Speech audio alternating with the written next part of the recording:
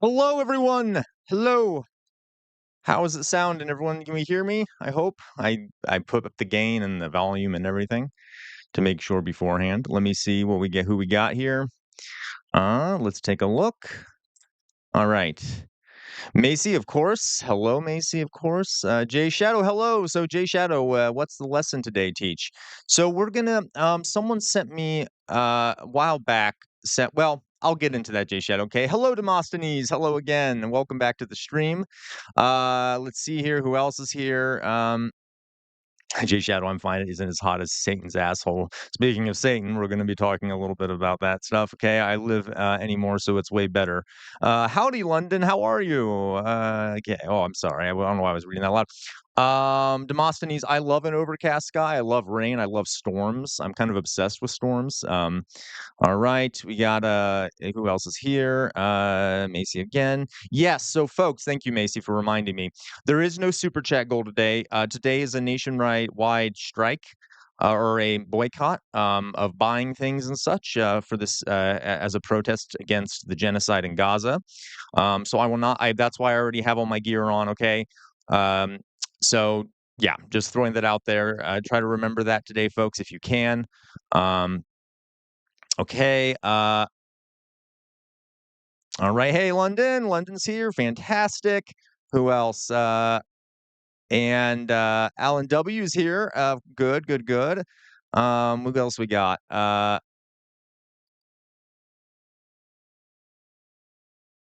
didn't go the full nine yards. That is very true. Don't tell anyone, London.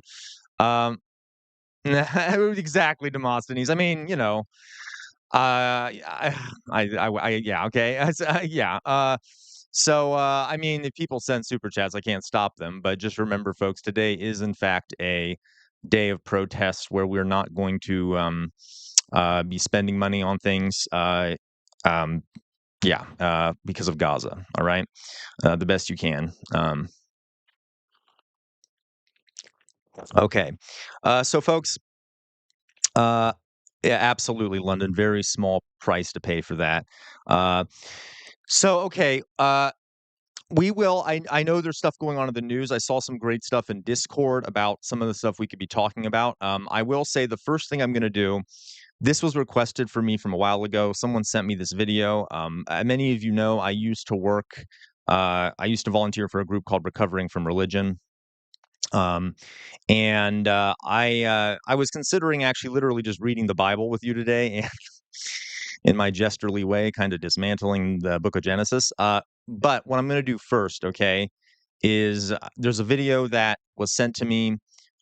Someone I know very dear to my heart, who has struggled with being in a community that is very religious and kind of oppressive about it. And so what I want to preface by saying here, folks, is that I deeply respect people's religion. I am an atheist, but don't think I'm trying to downplay any beliefs anyone here has. You have to understand. I know many of you have gone through this. Sometimes there are religious communities and stuff where there are sort of set ways of thinking, and people never really have an opportunity to think about uh, things outside of that community, if that makes sense. Okay. Um, what I'm going to be doing here is I'm going to be reacting to a video. I haven't watched it yet. Well, I've watched like a minute of it.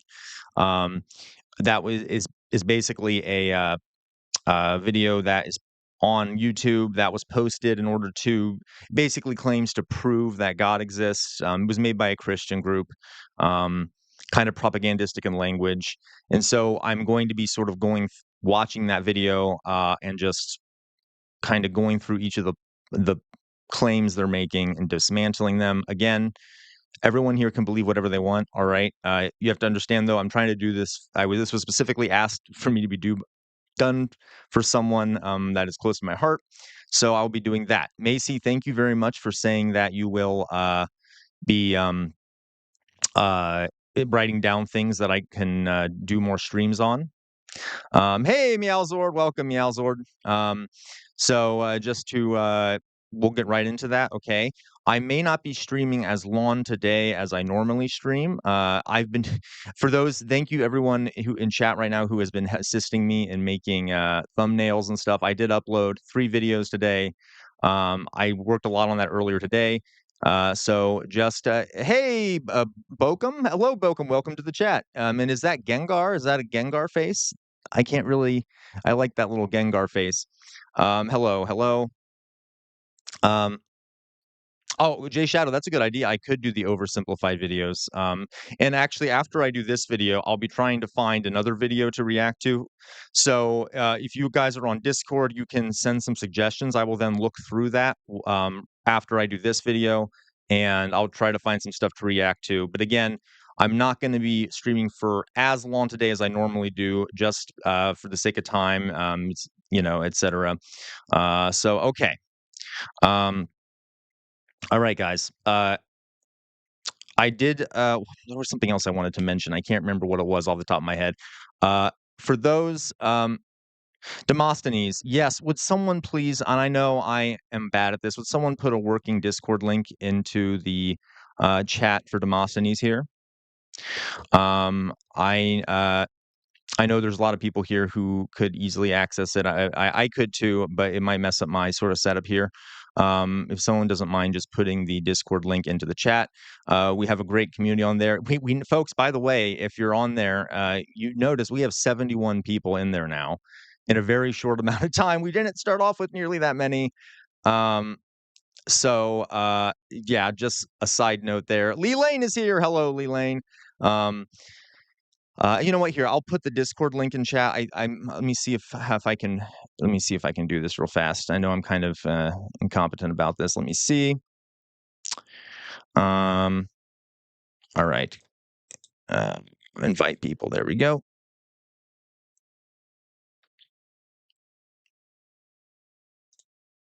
Okay. Here, I think this is the right way to do it. So I'm going to put a link in chat, folks. Let me know if this works. Paste. Okay, London. I will do that. Thank you. Um. Thank you for that. I will make sure to remove that other one or unlist it so I don't lose the views on the new ones. Okay, there you go. There's the link to the Discord. Thank you very much, London, for that. Okay, so there it is. That's the Discord if you want to join. Yeah, Alyssa, last week we had like 30, and within a very short amount of time, we're up to 71. There might even be more by now. I haven't checked, but all right, folks. So for those who are new now to chat, a reminder: today is a day of protest. The goal. We're not supposed to be it's sort of a boycott of economic things, so I don't have a goal set. That is why I'm already fully dressed. Again, I can't stop you if you send a super chat, but just remember, out of respect for the people who are suffering right now in Gaza.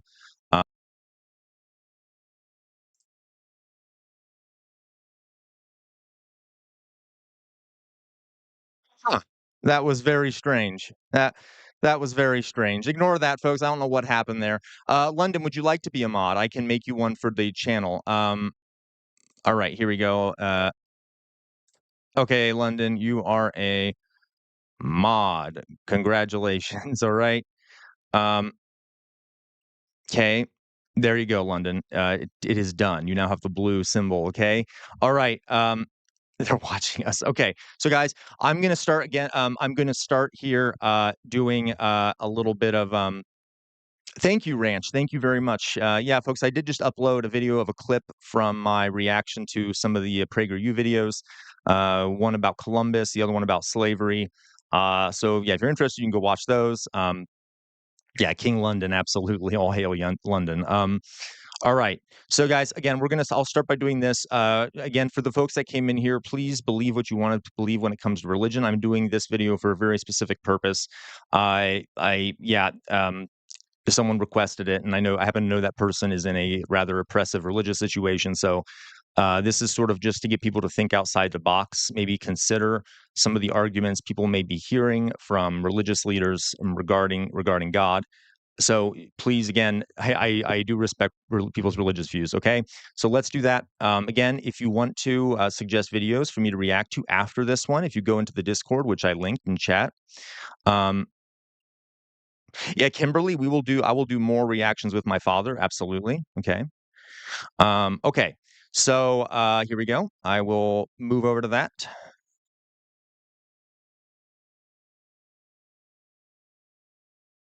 Right.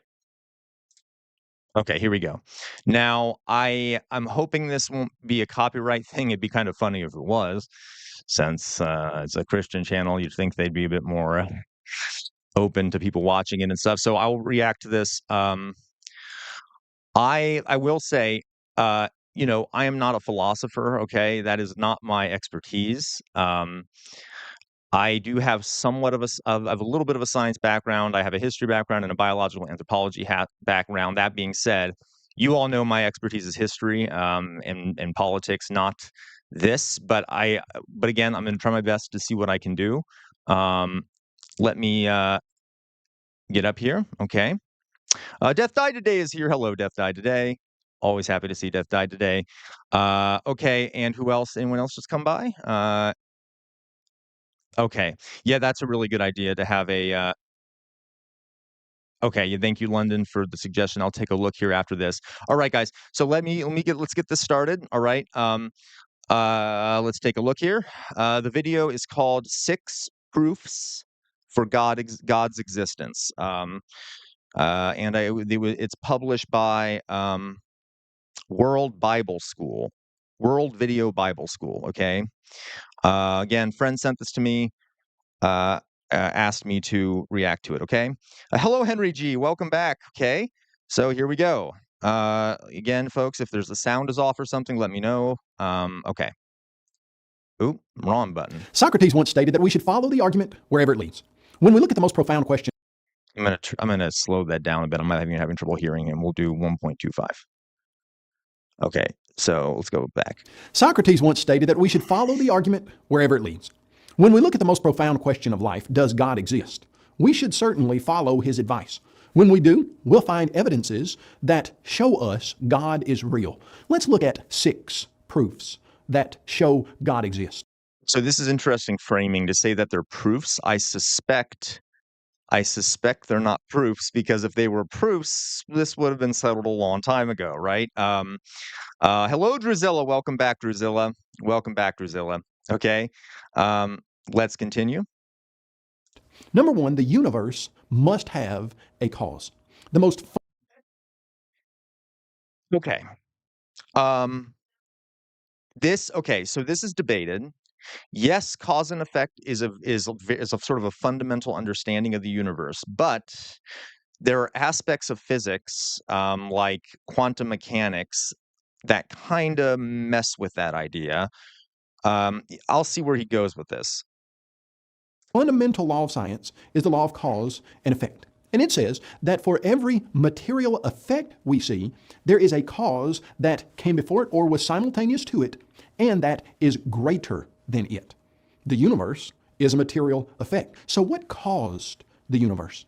You see, if you don't believe in a creator, then you have to suggest something like a singularity. That's what is popular today, that there was some type of singularity that exploded in something called the Big Bang. But then when you try to get down to the bottom of what's a singularity, well, what we hear from the scientific community that suggests to us, the cosmologists, they say, well, a singularity was something that popped into existence from nothing.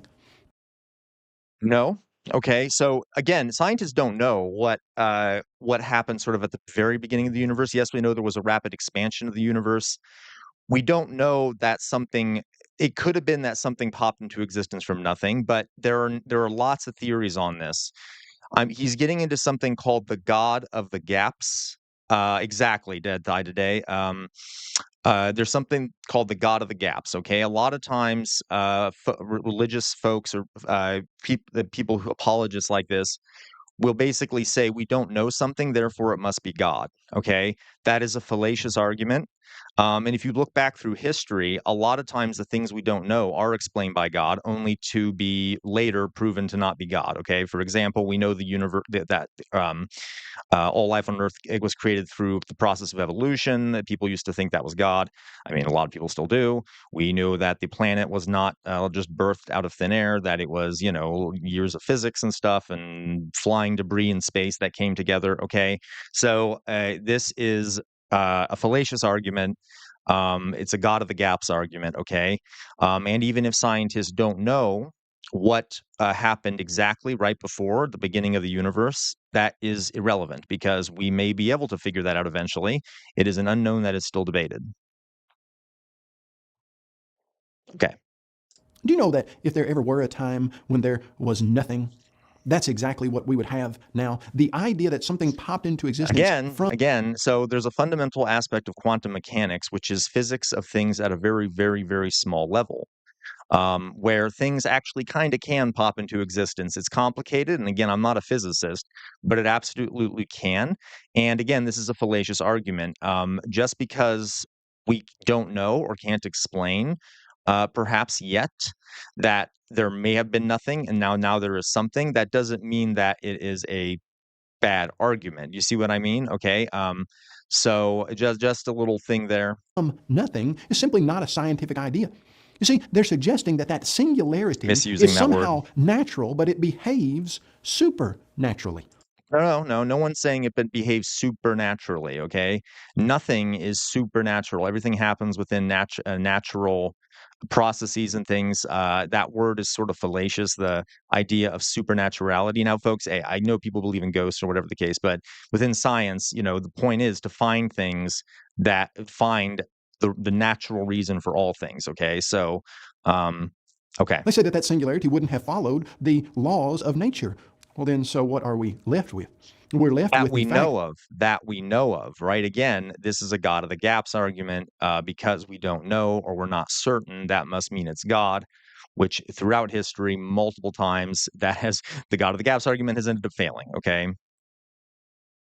that the universe had a beginning and it was not a natural cause, it was something above nature, it was something super. No scientist says that. No scientist says that, okay? No scientist says, well, because it doesn't have a natural cause, it must be a supernatural cause. No, it is an unknown cause. That is what scientists say. And they're getting closer and closer to figuring out. One of the most common theories right now is that basically we are inside of a black hole. Okay. I promise you, look it up. It is being debated right now as we speak. And yeah, so, and yeah. So again, if you look at quantum mechanics, it is very possible that we're inside of a black hole. Again, not a physicist, but there's some great videos on YouTube that talk about this. Okay. Nature, something supernatural. And so when we see the material effect of the universe, we can know that there is a supernatural creator. No, we can't know that. What do you mean? And why does there have to be a creator, right? Again, this is just he is not. This is not a proof of anything. He's just throwing out words. Well, we must know it must be supernatural. Then no, we don't. That's not what all the research and stuff has shown. We just don't know. And why does it have to be a creator then, even if it was supernatural or something we don't understand? Or, let's say something did create the universe. How do we know it was a creator? Anyway, there are a lot of problems here. That caused the universe. Proof number 2, design demands a designer. Okay, I already see where he's going with this. This is bullshit. Okay, this is something I can't stand. I love biology. Okay, no. All the species on Earth developed over time through a process of natural selection over millions upon millions of years. Each generation adding new modifications over time through natural selection. Nothing. Yeah, and we're even using the word design implies that like species were designed. They were not designed through a process of natural selection. They evolved over time, including humans, to be where they are. Look at the fossil record. Okay, I mean, we know we can literally see like, oh, we were originally on all fours, and then through time we gained more and more. We became bipedal. Okay, through time. So no, and yeah, okay. It is a truism that everybody recognizes that this universe looks designed. In fact, No, it isn't a truism that everyone agrees with, and I don't know a single scientist who says that the universe. Well, there might be like a couple, but they're not prominent in the field that say that the universe looks like it's designed. As a matter of fact, it's quite the opposite. It looks like we're kind of an insignificant rock in a pretty barren part of the universe. We're not central to anything. Okay, so yeah. when we see the various different aspects of nature and we see birds and squirrels and trees and we see all of the things that they do so well. Many times we as humans, we try to copy and mimic that design, but often we don't do nearly as well as the design that we see in nature. We look But okay, again, just constantly rephrasing that it's a design does not make it a design, okay, at all. At all, at all, at all. And by the way, the fact that humans can try to mimic animals is a result of natural selection where our prefrontal cortexes grew over time because it was beneficial for a species and allowed us to reproduce faster, to be more intelligent. So, I mean, okay, at nonsense. the design of the human body and the human hand and the arm and the leg and the brain, and we see that those are some of the most advanced technological. Yeah, but they didn't just pop out of nowhere. Yes, the human body is extremely complex. It is an amazing thing, and it is amazing testament to the power of a natural selection and evolution. But we did not start by having.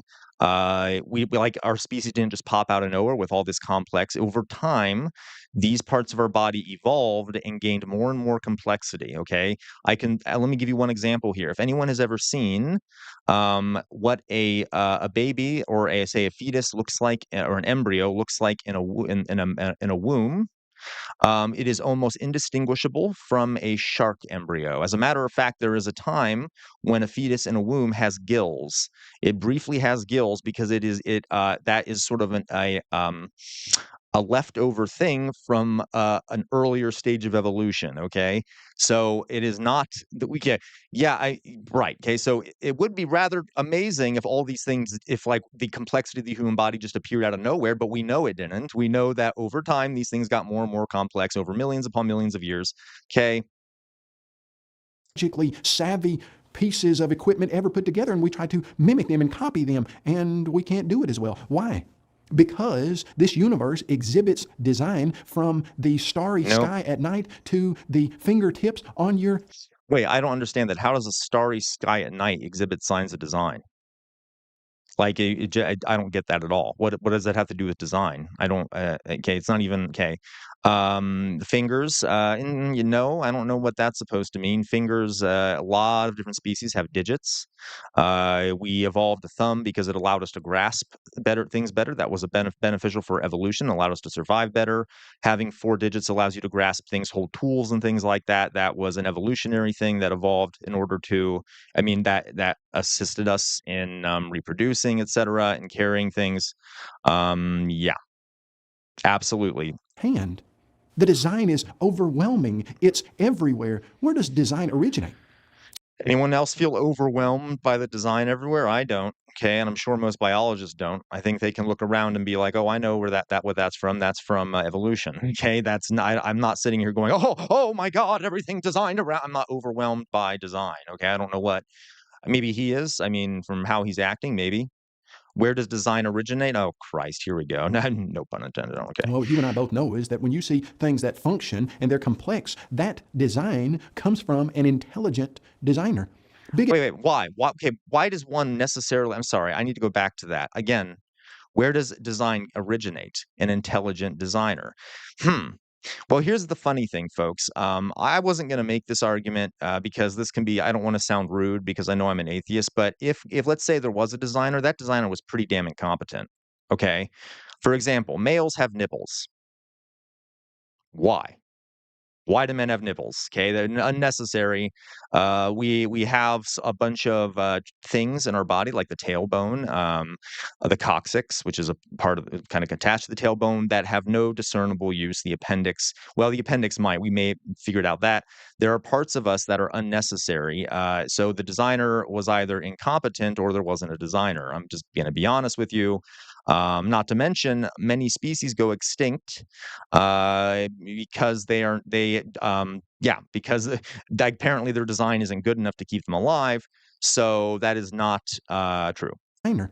big explosions just simply don't. Yeah, thank you, London. Yeah, wisdom teeth, tonsils. It goes on and on and on. Okay, I could make some jokes about why male nipples may be useful, but I won't for the sake of keeping this appropriate. This is a Christian show after Bring all. about order. They don't cause things that are functional and complex to come into existence. The design we see in the universe demands a supernatural, intelligent Why? designer. Why? Also, why does it have to be so let's say there was a designer, why does it have to be supernatural? Like, what if it was like, I don't know, an alien species or something that which is just a natural other species in the universe? So again, this is flawed on multiple levers, okay? Proof number 3.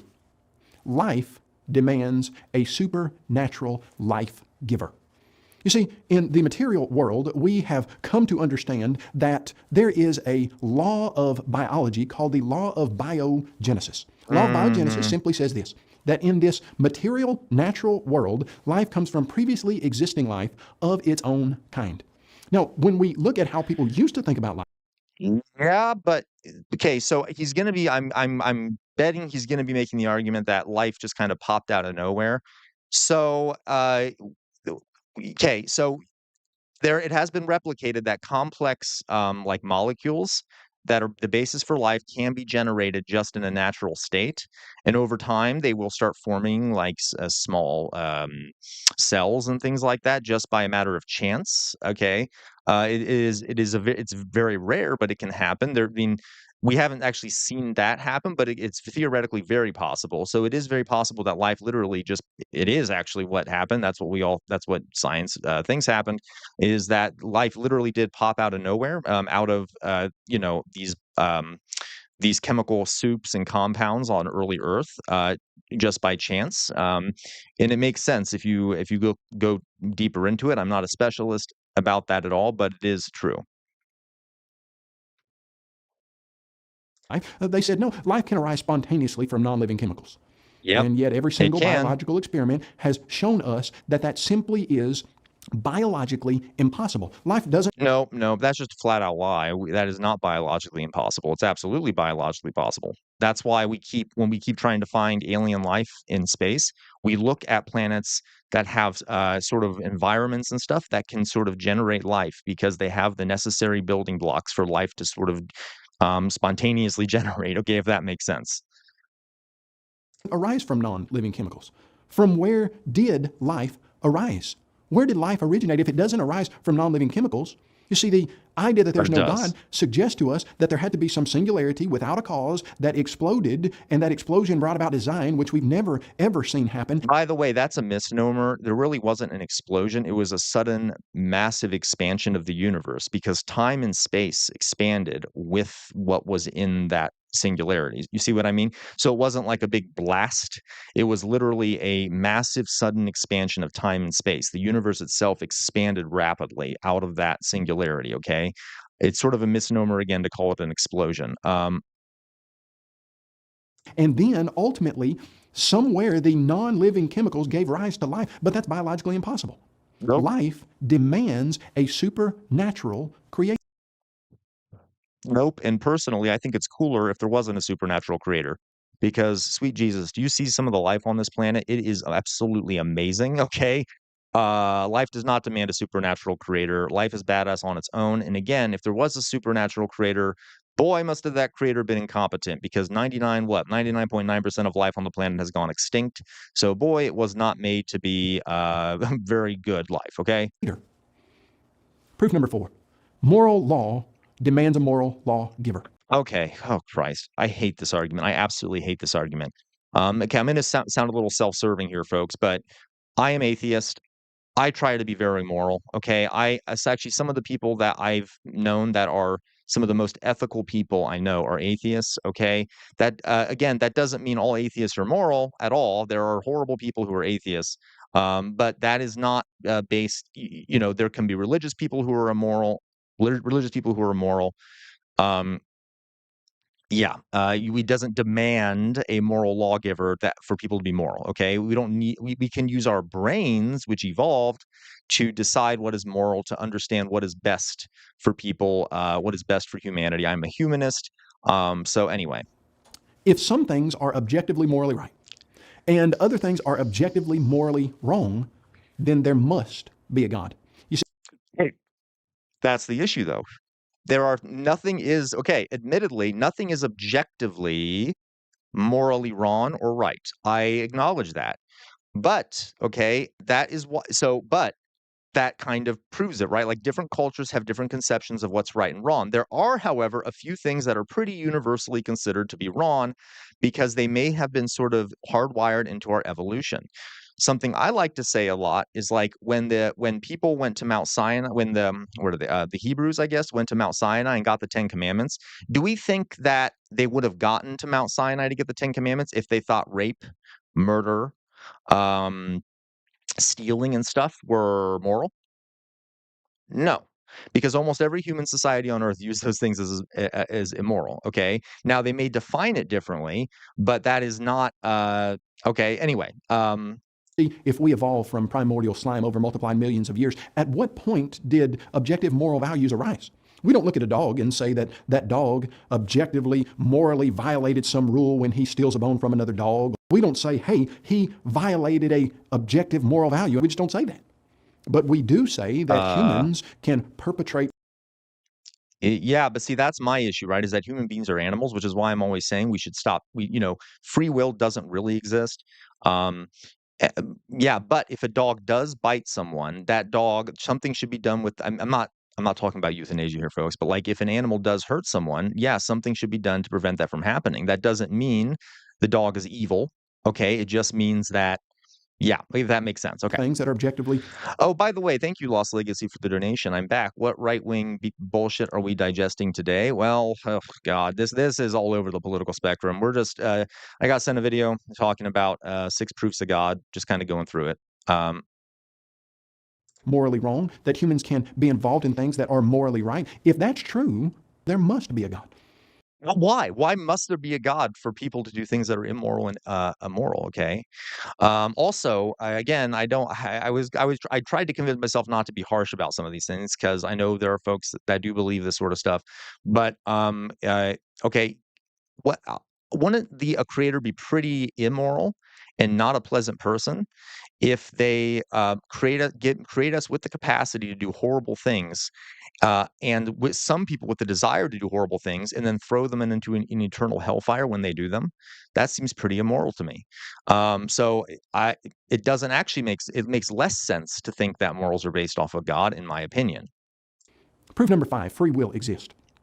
The atheistic idea that there is no God is founded on the idea of materialism, the idea that this material world is all that there is, all that there was, and all that there ever will be.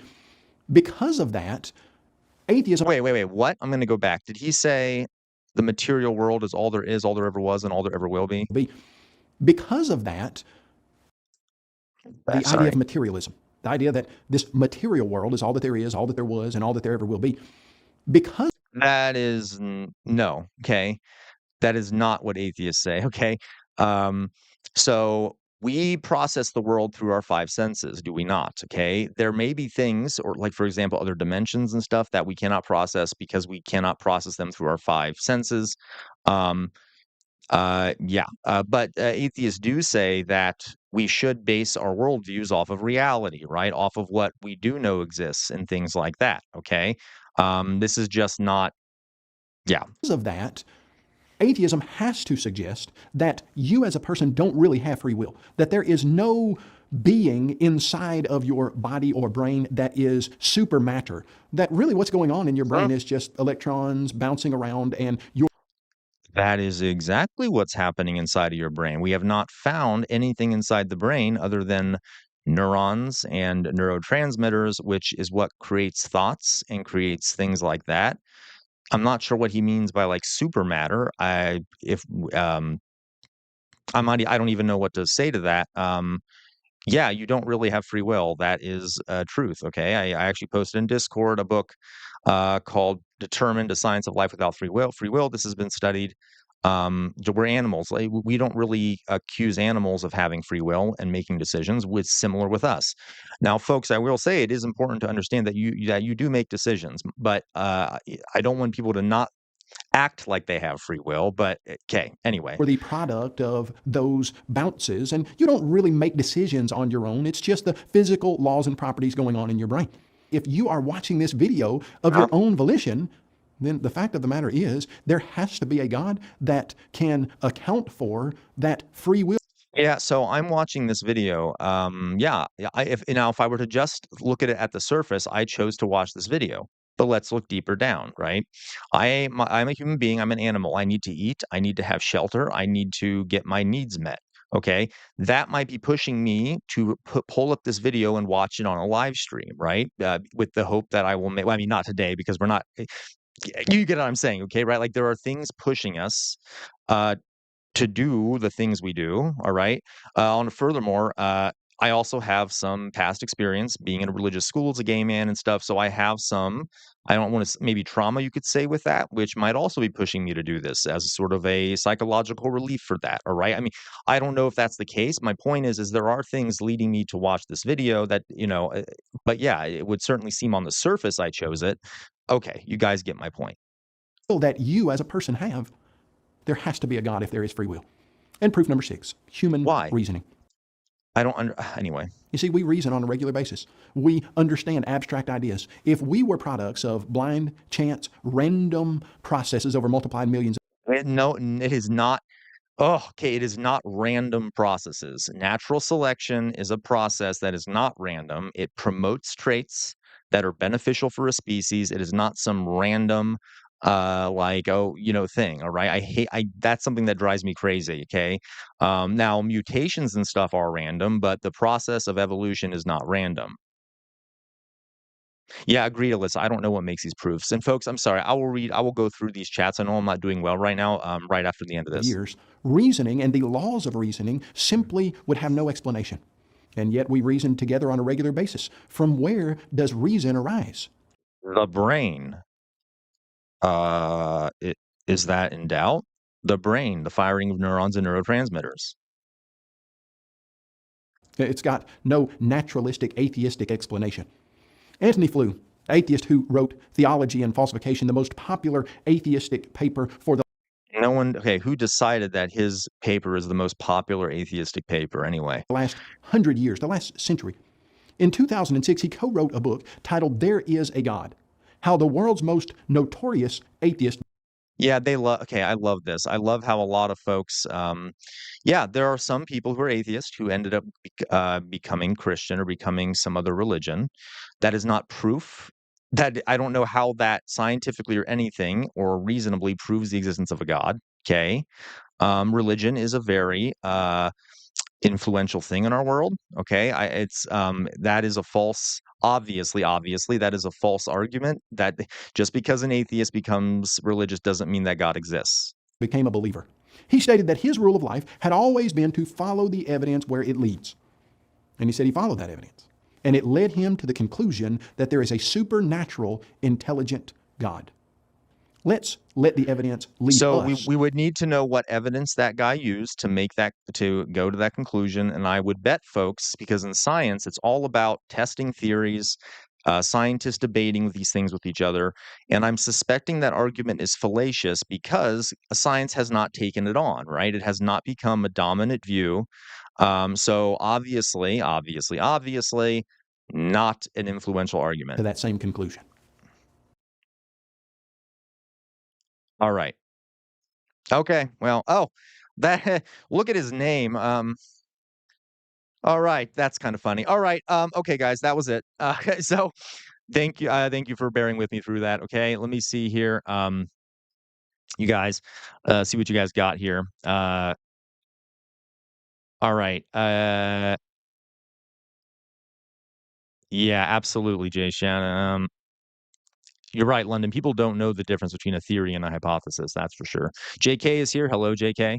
Um, oh, Henry G. How do I put suggestions on the reaction section on Discord? Yes. Oh, I'm sorry. You're right. I think I originally said the suggestion section, but yeah, do the reaction section.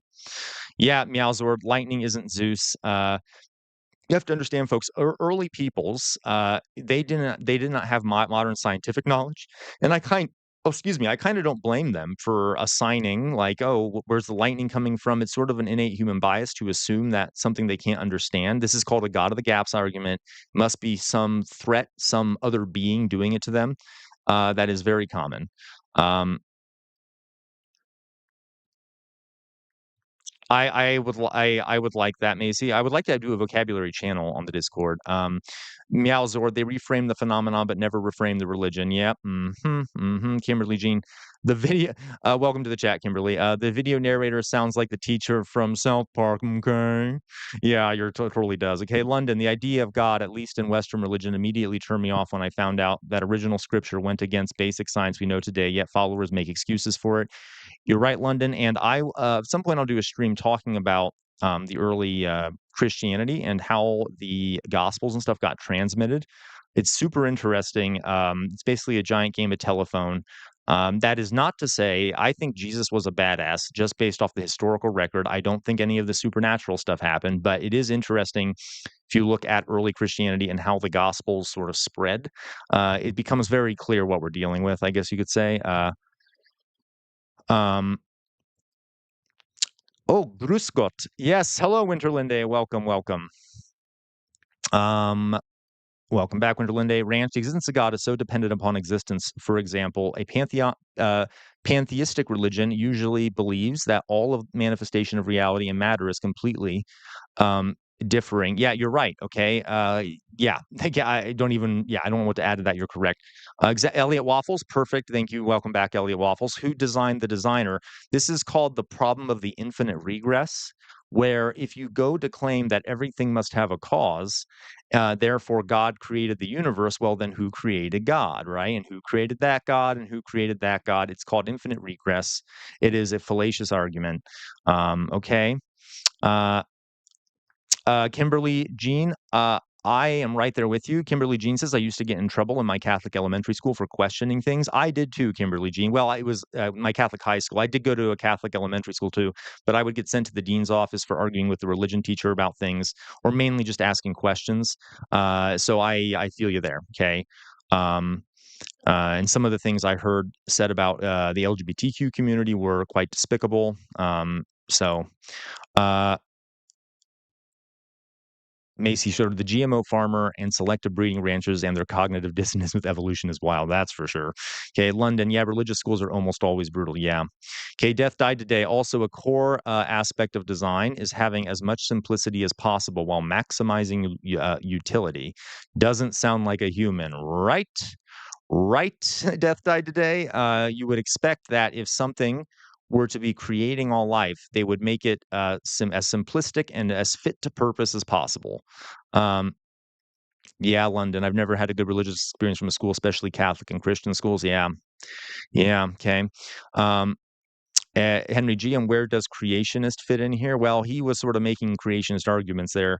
Um, uh, Meowsword, this argument is so regarded. I know what you mean. Okay, Kimberly Jean, London, very true. They don't actually encourage critical thinking skills, and that's sort of my point of doing this, folks.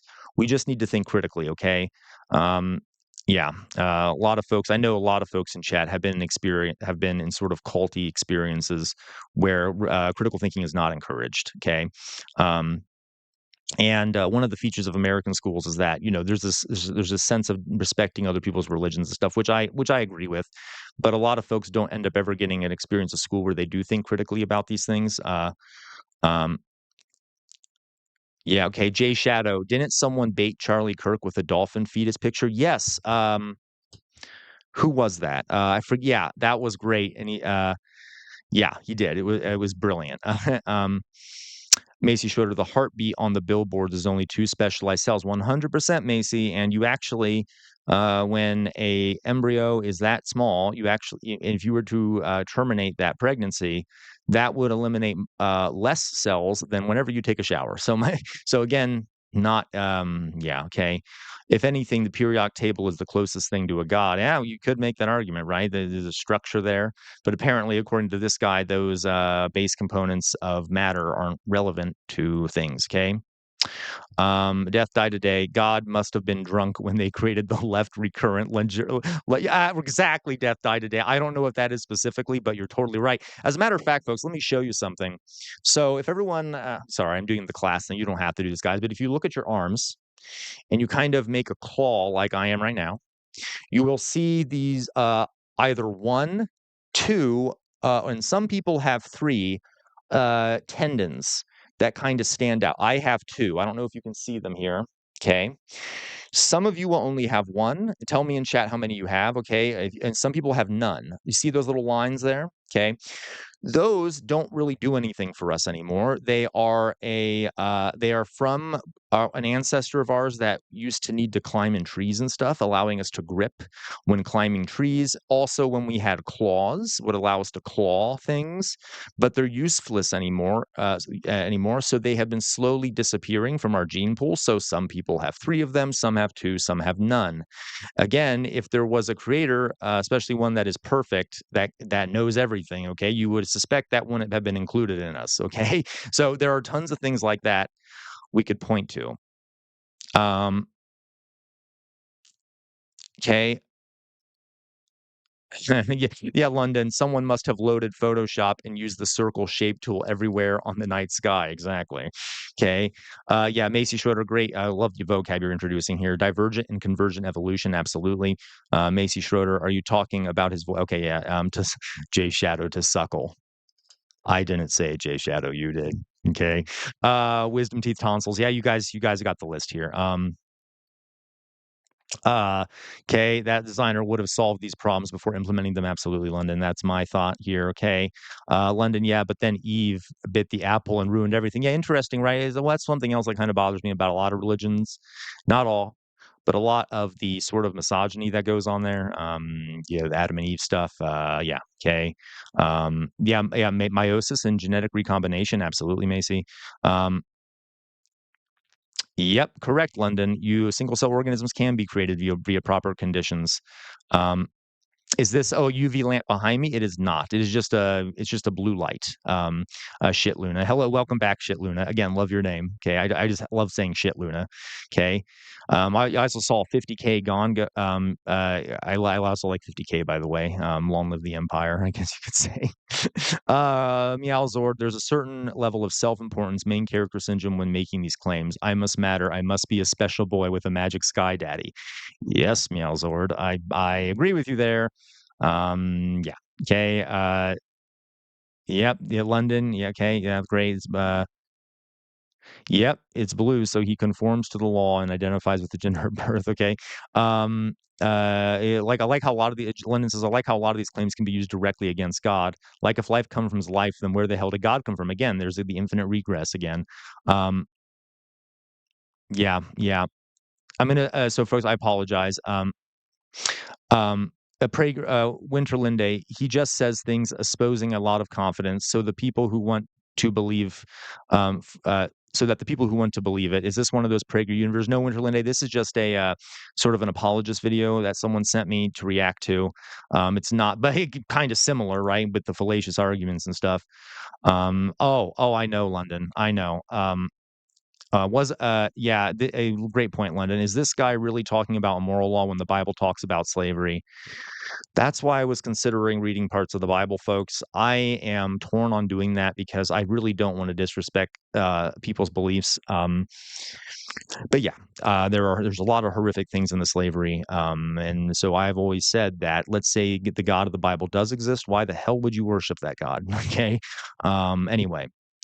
Um, Jay Shadow, wasn't hell an afterthought with Christianity? 100%. And yeah, maybe I'll sometime talk about early Christianity. Um, Thank you, Lost Legacy, for that donation. Yeah, hey, I'm not minding you donated. It's up to you guys if you do, but I do need some income at the moment, but I get it. We have a boycott on right now. Um, yeah, you're right, Alyssa. None of it's really convincing. Now I will say, folks, there are other arguments that are made for the existence of God. I don't buy any of them. But yeah, especially the ones in this video, pretty bad. Yeah, Jay Shadow. Jay Shadow, I slightly disagree with you, but you're mainly right. Jay Shadow says empathy is one of the biggest differences between human and most other species. Okay, never mind. I don't disagree with you. You did say most, right? There are a lot of primates, for example, that show empathy. So yeah, I do agree with you.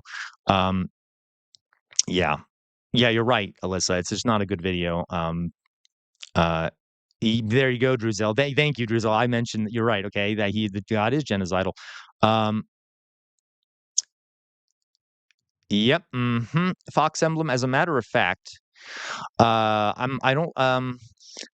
Okay, so Fox emblem says Yahweh also pro grape and genocide. So saying the religion. Okay, what's interesting for us is Yahweh, which is the God mentioned in the Old Testament, that is now the God of both the Jews, Christians, not so much the is Islam, though it is viewed as the same God. Okay, that name, and again, I'll go into the history of these things some point, was actually the name of one of many gods in the region at the time. It was a sky god, the sky god Yahweh, who was a god of thunder and lightning.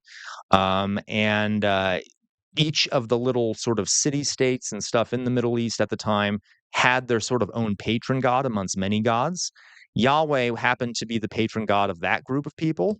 As a matter of fact, there are multiple references in the Old Testament of there being multiple gods and mentions that my God is greater than your gods and things like that. Okay. So it's just an interesting thought there. You can look it up. Yahweh existed before and was one of many gods, just ended up being viewed as the one God. Okay.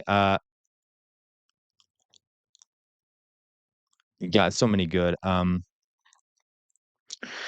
Yeah, I'm sorry, folks. There's so many here. I'm going to be skipping some of them, but yeah, you're right, Macy. Very smug face on the guy.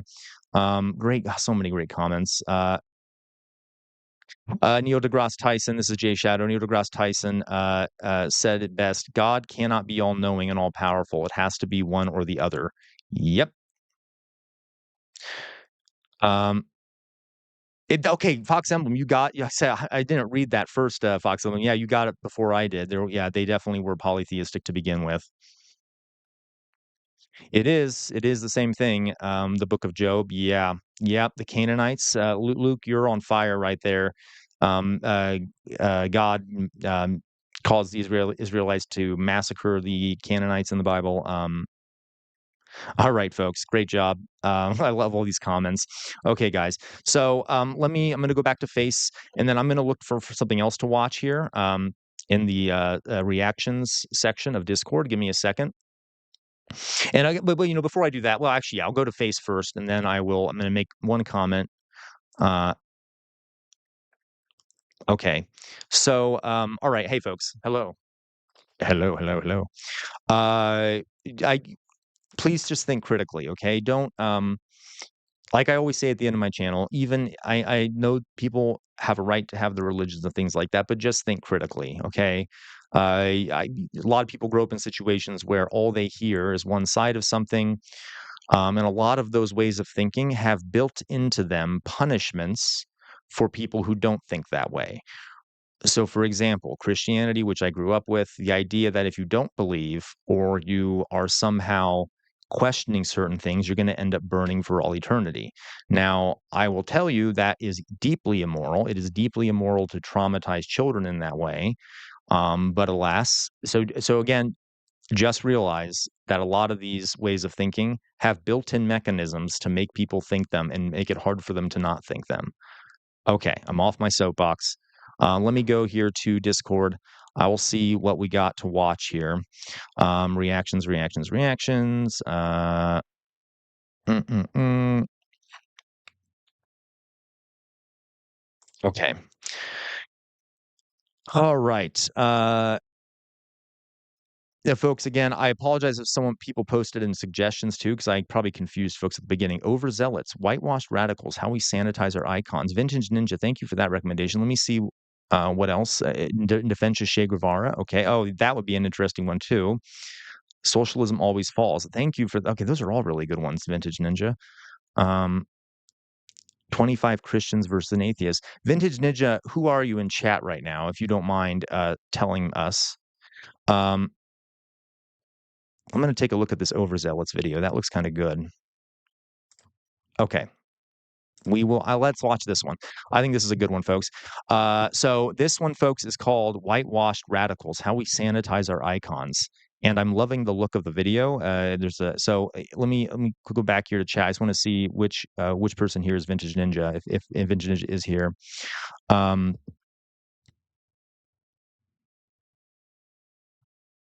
Okay, I'll do that, Alan W. Okay, Henry G. Thank you for suggesting this, Henry G. Thank you, Tiago, for the super chat. Tiago says, "I won't hear the stream. I'm cooking. What are you making, Tiago? A paella? Okay, no, I know that's Spanish. I'm just being purposely ignorant. Okay, thank you, Tiago. Okay, I think you should be parts of the Bible. I believe in God, but we should have our own beliefs questioned. Yeah, thank you, Tiago, for saying that. Um, okay. Thank you again, Tiago, for the other super chat. You owe me a reaction and donate to the cult. Right. Again, folks, today is a boycott day. But I won't stop you if you do. But just remember, I will remind you of that. Not saying you did something wrong, Tiago, but thank you. Yeah, folks, please do like the stream. We have 33 people in here, only 21 likes. If you don't mind, it'll help me get more views on the video. If you just click the like button, that'd be very helpful. Thank you very much. Uh, Okay, guys, let's watch this video. I have not obviously I haven't seen anything from Overzealots, but apparently from what I'm seeing in chat, it's pretty good. So, all right. Um, okay. Let's go on here. All right. So, pop culture icons. I'm going to speed this up a bit. By the way, folks, for those who don't know, whitewashing, I know some folks in here English isn't their first language. Whitewashing being where you sort of clean up the history or hide certain parts of it. Okay. Playback speed, we'll do 1.5 speed to begin with. Yeah, Tiago, really, it's okay. Yeah, but yeah, that's no problem. Oh, I have not, Kimberly, Jean. I'm sorry, Jan. Okay. Have you heard anything from Christian nationalist? Oh, Christ. Okay. Again, no pun intended. That sounds horrific. Pastor Doug Wilson. He's Pete Hegseth's pastor. Ugh. Okay. He's a piece of work. Oh, I would like to see some of that. Okay. All right, folks. Let's see what we got here in this video. All right. For those who I'm sorry, I know I keep stopping. For those who just recommended Doug Wilson, if you'd like to, you can go into our Discord and go to the reactions channel. And if you can find a video I could react to about that, I'd be interested. I'd be very interested in seeing that. Okay. All right, let's go.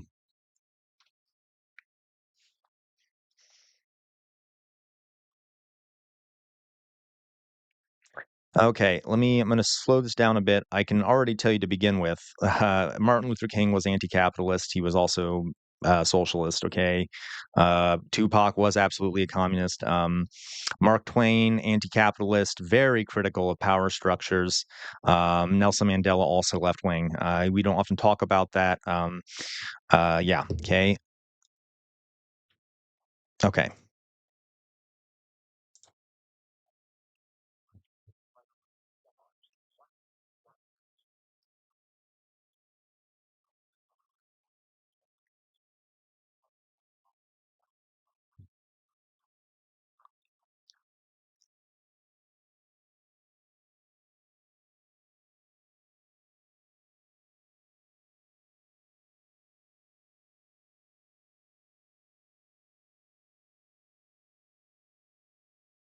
Oh, he's kind of cute, isn't he? Look at that. Look at that. I'm sorry. That okay.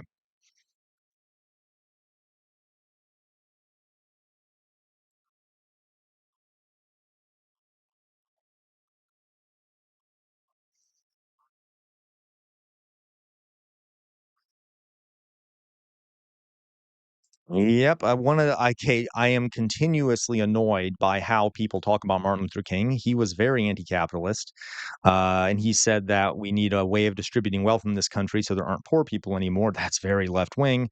But we only ever talk about the racial justice issues. I think we can all guess why. That was a safer. I mean, it wasn't safe, but these days that's a safer issue to talk about than talking about his radical economic views. Same with the other folks, but we'll continue. Oh, is that true, guys? You can't hear or see the video? Oh, forgive me, forgive me. Let me see here. I apologize. Um, oh my god, I'm an idiot. Okay, here. Well, we'll just try this again. Let me, make sure I make sure the audio is on here. I clicked the absolute wrong button. There we go. Okay, I'll start it over here. We didn't get that far into it at all, so forgive me for that. Um, okay, here we go. We'll see if this works. Shakur, Mark Twain, and Nelson Mandela, the first things that probably come to mind are physicist, Don't laugh peaceful at me, Gimpy activist, Gaming. musician, author, and beloved politician. What likely doesn't come to mind are labels like socialist, anti-capitalist, communist, anti-imperialist, or freedom fighter willing to take up arms. Why Okay. is that? Why is the mainstream narrative so eager to We can hear it now? We can hear it now? Yes? Okay. use these figures to serve its goals, yet when it comes time to acknowledge their radical politics, it suddenly can't be bothered, acting as if those parts of their legacy don't even exist. I mean, MLK, the dude's a hero. He championed civil rights at a time where the things he was saying were unpopular. He was incredibly brave and a symbol for perseverance in the fight for justice. Mainstream politicians today have no choice but to praise the man for his bravery and act as though they would have been on his side back in his day. But if history has shown us anything, it's that political moderates and status quo defenders are in favor of every human rights movement, except for the current one. And that's just it. CRM is so slow. So slow. All of the figures I'll be talking about in this video presented a challenge to the status quo. Their legacies are undeniable, and to avoid speaking about these figures would be impossible. So how does the mainstream narrative...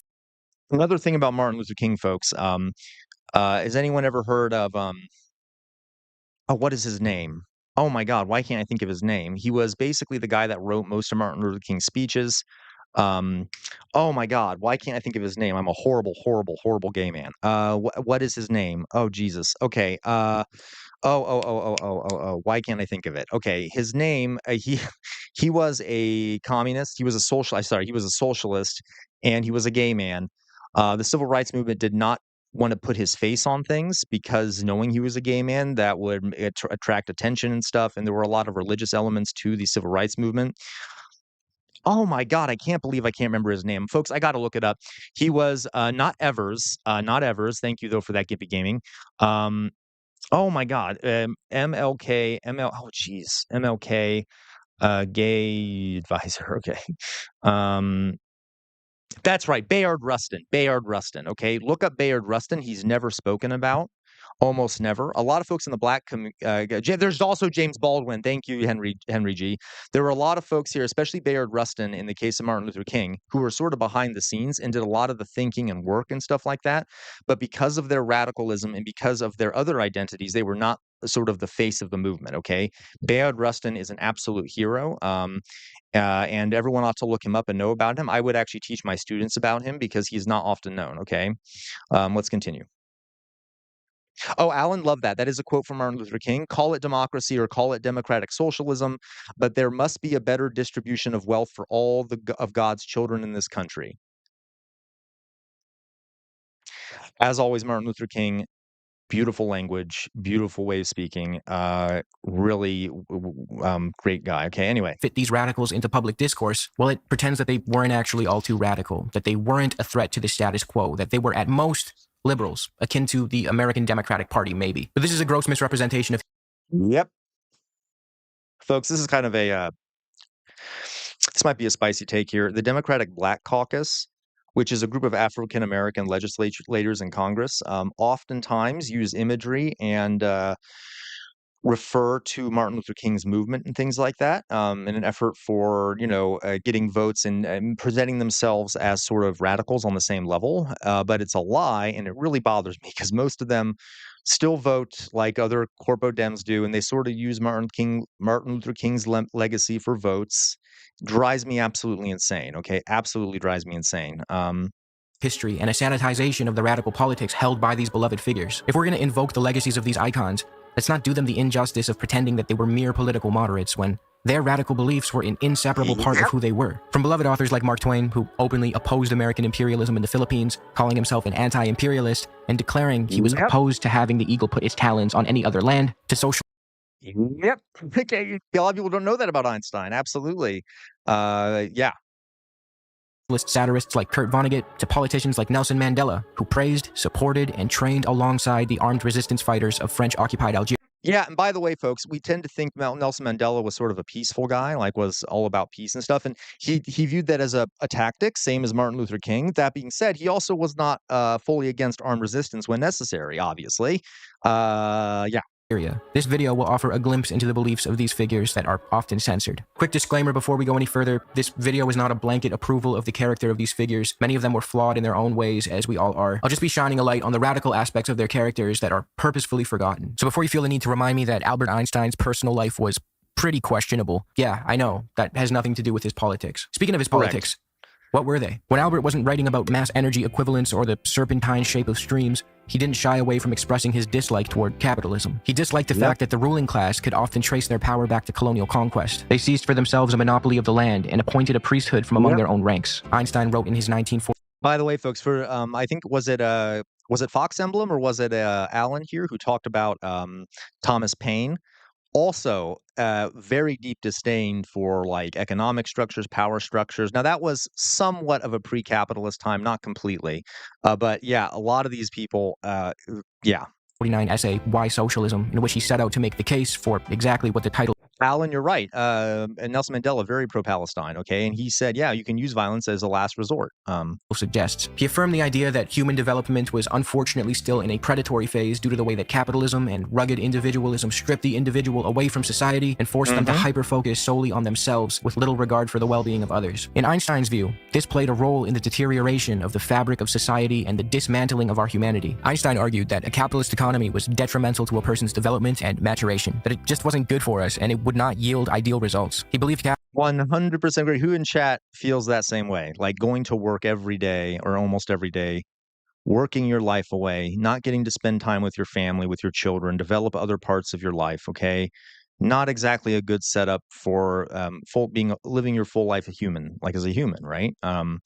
100% agree with that. Capitalism would cause us to retract from one another and become cold, callous, and indifferent to the suffering of our neighbors. Like he worried now. we would eventually forget that while individual achievements and liberties are valuable and worth striving for, they're ultimately made possible within the context of a broader society, and that society's well-being should not be ignored. The individual is able to think, feel, strive, and work by himself, but he depends so much upon society in his physical, intellectual, and emotional existence that it's impossible to think of him or to understand him outside the framework of society. It is society which provides man with food, clothing, a home, the tools of work, language, the forms of thought, and most of the content of thought. His life is made possible through the labor and the. Remember what I was saying earlier, folks, about scientists would generally agree that there is no such thing as free will, and this is an example, right?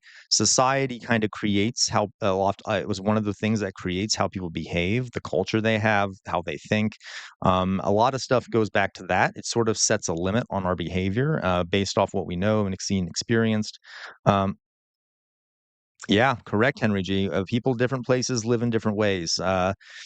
That's one of the things that opened my eyes. Like when I visited Europe, like you can see, there are other ways to do things, other cultures, etc. Accomplishments of the many millions past and present who are all hidden behind the small word, society. It is evident, therefore, that the dependence of the individual upon society is a fact of nature which cannot be abolished. Capitalism and its accompanying obsession with individualism, Einstein believed, would ultimately lead us to resent one another, to resent the very society that made possible all we enjoy and take for granted, by turning us against each other. The individual has become more conscious than ever of his dependence upon society, but he does not experience the dependence as a positive asset, as an organic tie, as a protective force, but rather as a threat to his natural rights, or even to his economic existence. To Einstein, this was more than just an economic discussion, though he did briefly address the logistics. It transcended that and became a question of salvaging the unique characteristics of humankind and preserving our ability to empathize and build with one another. The economic anarchy of capitalist society. 100%, folks. Empathy is actually inhibits people under capitalism. Okay, there was a study that was done a while ago that shows that something like 90%. This was actually a study. Okay, a psychological study. 90% of CEOs of major companies exhibit traits of sociopathy or sociopaths. Okay, because in a capitalist society, unless you're willing to basically stomp on other people, claw your way to the top, outcompete others, you cannot rise up. okay? You cannot rise to the top. So it absolutely does. It suppresses empathy because empathy is a weakness under capitalism, okay? So just a side note as there. it exists today is, in my opinion, the real source of the evil. We see before us a huge community of producers, the members of which are unceasingly striving to deprive each other of the fruits of their collective labor, not by force, but on the whole in faithful compliance with legally established rules. Private capital tends to become concentrated in few hands, he goes on to write. And to Einstein, this would inevitably lead to an oligarchy of private capital, the enormous power. Oh, that sounds familiar, doesn't it, folks? The capitalism tends to lead to wealth being concentrated in just a few hands and causing an oligarchy of private capital has enormous power, which cannot be effectively checked even by a democratically organized society. I mean, okay. By the way, you can thank Marx for that. He's kind of taking from Marx there, but hey.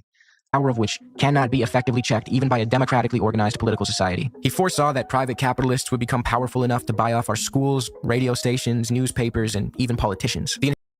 Yep, again, kind of stolen from Marx, but what do we see going on around us, folks? Inherently anti-democratic nature of a prolonged capitalist society is abundantly clear today, but keep in mind, he wrote this in 1949, and history, at least in my opinion, has vindicated him.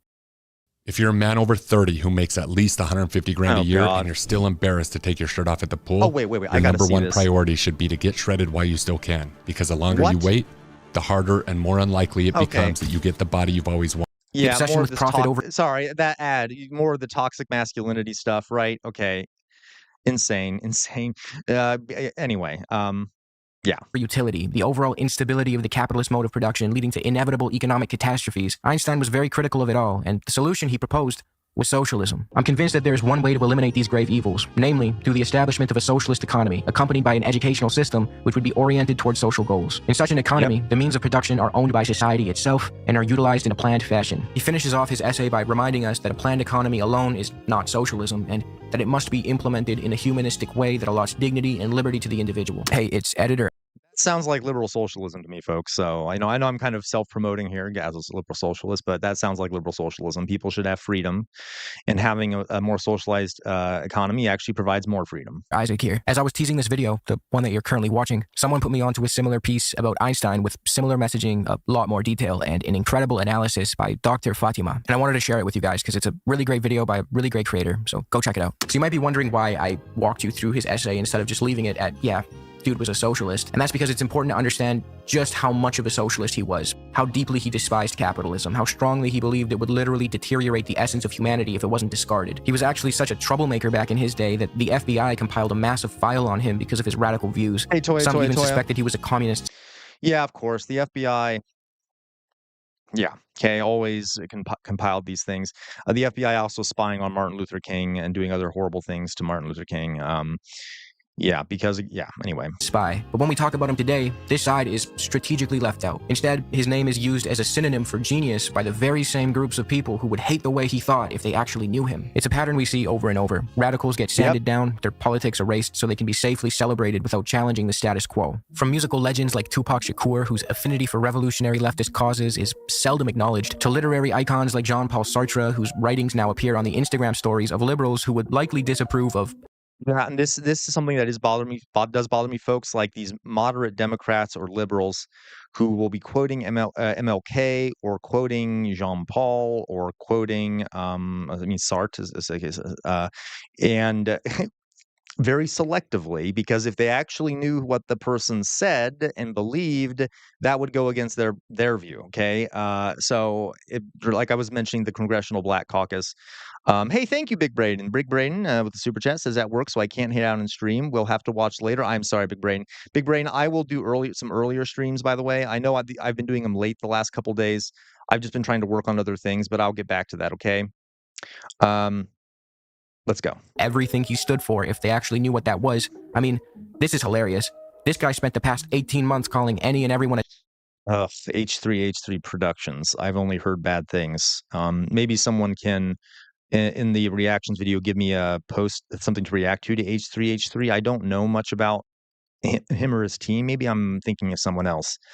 But I think I remember him being pretty pro-Israel and some other things. There was something with Hassan. I don't really know, but just let me know. I mean, put some recommendations in the chat. I would love to react to some of that because I bet there's some good content there. Terrorist sympathizer, then turns around and starts posting Sartre quotes on the gram, completely oblivious to Jean Paul's strong support for anti-colonial armed resistance and the FLN in Algeria. If Sartre were alive today, H3H3 Productions would be making fucking content nukes about him. Another figure whose legacy is just too big to ignore, so instead it's sanitized and declawed, is the late, great Martin Luther King Jr. Every year around MLK Day, or the anniversary of his assassination, we get to see all the corporate media outlets run their annual segment about the man and how he would definitely hate the opposing political party if he were alive today. I was thinking, like, if he were alive today, I wonder what he'd think about a Democrat Party that believes it can regain power by living in a constant state of protest. He stressed the content. Oh, that is classic Fox News, right? That's all that Martin Luther King was about. That is pretty funny. Okay, Jesus Christ. What's this lunatic's name? Is this Laura Ingraham? Laura Ingram? Okay. The one's character, remember? He would be furious if he saw these pesky protesters constantly bitching about systemic and structural reform, right? Wrong. Yep. Like super wrong, actually. I mean, if there's one thing about the man's legacy that gets whatever. constantly swept under the rug. So this video you're seeing here. This is from the Edmund Pettus Bridge, where Martin Luther King. He wasn't marching with them this day, but he sort of helped plan this march. They marched across the Edmund Pettus Bridge, and the police were waiting on the other side of it, and they went rushing in with batons and tear gas and horses and started beating up the protesters. Some of the police even wrapped barbed wire around their batons. And this was, despite how violent it was, this was a major victory for the civil rights movement because, as I've said before, folks, the way for a protest to be successful is if the police overreact and you catch it on camera. And there were tons of press there that day. And so the press caught on the camera these police officers brutally beating up these peaceful walking protesters, including older ladies and things like that. And that went out all over the country and really made a lot of people, including white people, start going, okay, that's insane. We need to change this. Okay. So this was a major, major event. The Edmund Pettus Bridge, the march across the Edmund Pettus Bridge. It's his desire for actual economic change in regards to the institutions of America. He stressed the significant link between the need for systemic change on a material level and the ideological progressivism that would follow. In King's The Three Evils of Society speech, he said, "We must also realize that the problems of racial injustice and economic injustice cannot be solved without a radical redistribution of political and economic power. We are saying that something is wrong with capitalism. There must be a better distribution of wealth, and maybe America must move toward a democratic socialism," he said in a 1966 speech in front of his staff. "We will make his dream come true." Yeah, that's great. Oh, yeah, exactly. That's sweet Christ. Okay, yeah. Disgusting him quoting MLK in any way. And everyone should strive to uphold King's dream of equality and harmony, but we should also strive to uphold his ideas of economic reconstruction instead of pretending like they don't exist. See, defenders of the status quo, liberal and conservative alike, invoke MLK whenever it's convenient, but they strategically ignore a crucial part of his perspective. Okay, I will slightly amend what this guy is saying. Sometimes they literally just don't know because they've not learned about it. But yeah, a lot of times MLK is misquoted and stuff, to my constant frustration. Around the time of his death, his disapproval rating was 63%. The same political forces that now whitewash his legacy despised him when he was alive. It's only now that he can no longer mobilize the masses or threaten the capitalist system that he's been safely recast as an American hero, as a political moderate even. But King had some choice words for the political moderate, particularly of the Caucasian variety, and it's safe to say that he wouldn't approve of his legacy. Yeah, okay, King really went after moderate liberals in his letter from Birmingham jail. Well, he's probably going to talk about it. Being used to legitimize milquetoast politics. In his controversial letter from a Birmingham jail, King writes, "I must confess that over the past few years I have been gravely disappointed with the white moderate. I have almost reached the regrettable conclusion that the African American's great stumbling block in his stride toward freedom is not the white citizens counselor or the Ku Klux Klanner, but the white moderate who is more devoted to order than to justice, who prefers a negative peace, which is the absence of tension, to a positive peace, which is the presence of justice, who constantly says, 'I agree with you in the goal you seek, but I cannot agree with your methods of direct action,' who paternalistically believes he can set the timetable for another man's freedom, who lives by a mythical concept of time, and who constantly advises the African American to wait for a more convenient season." Guys, we hear that stuff all the time coming from the mouths of the Democratic Party. Okay, the idea that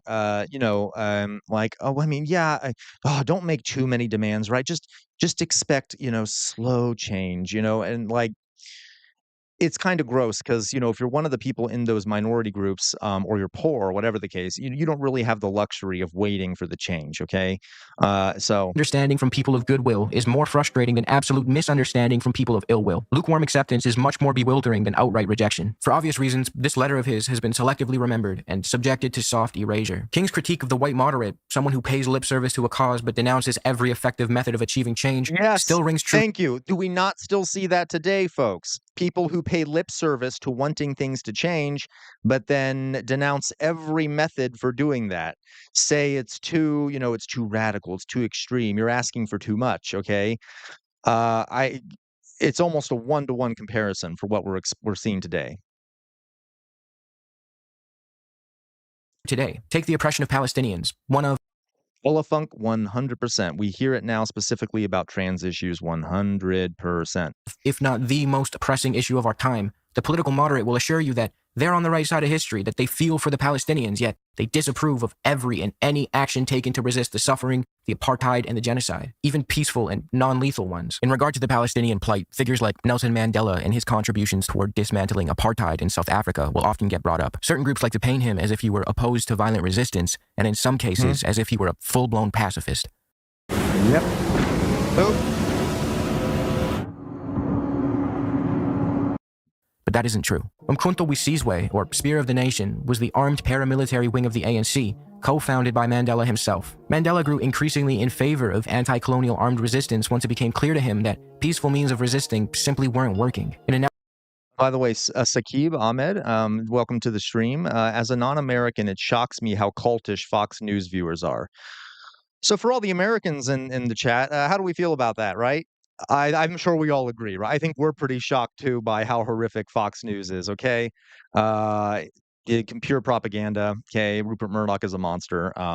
Thank you for your chat there.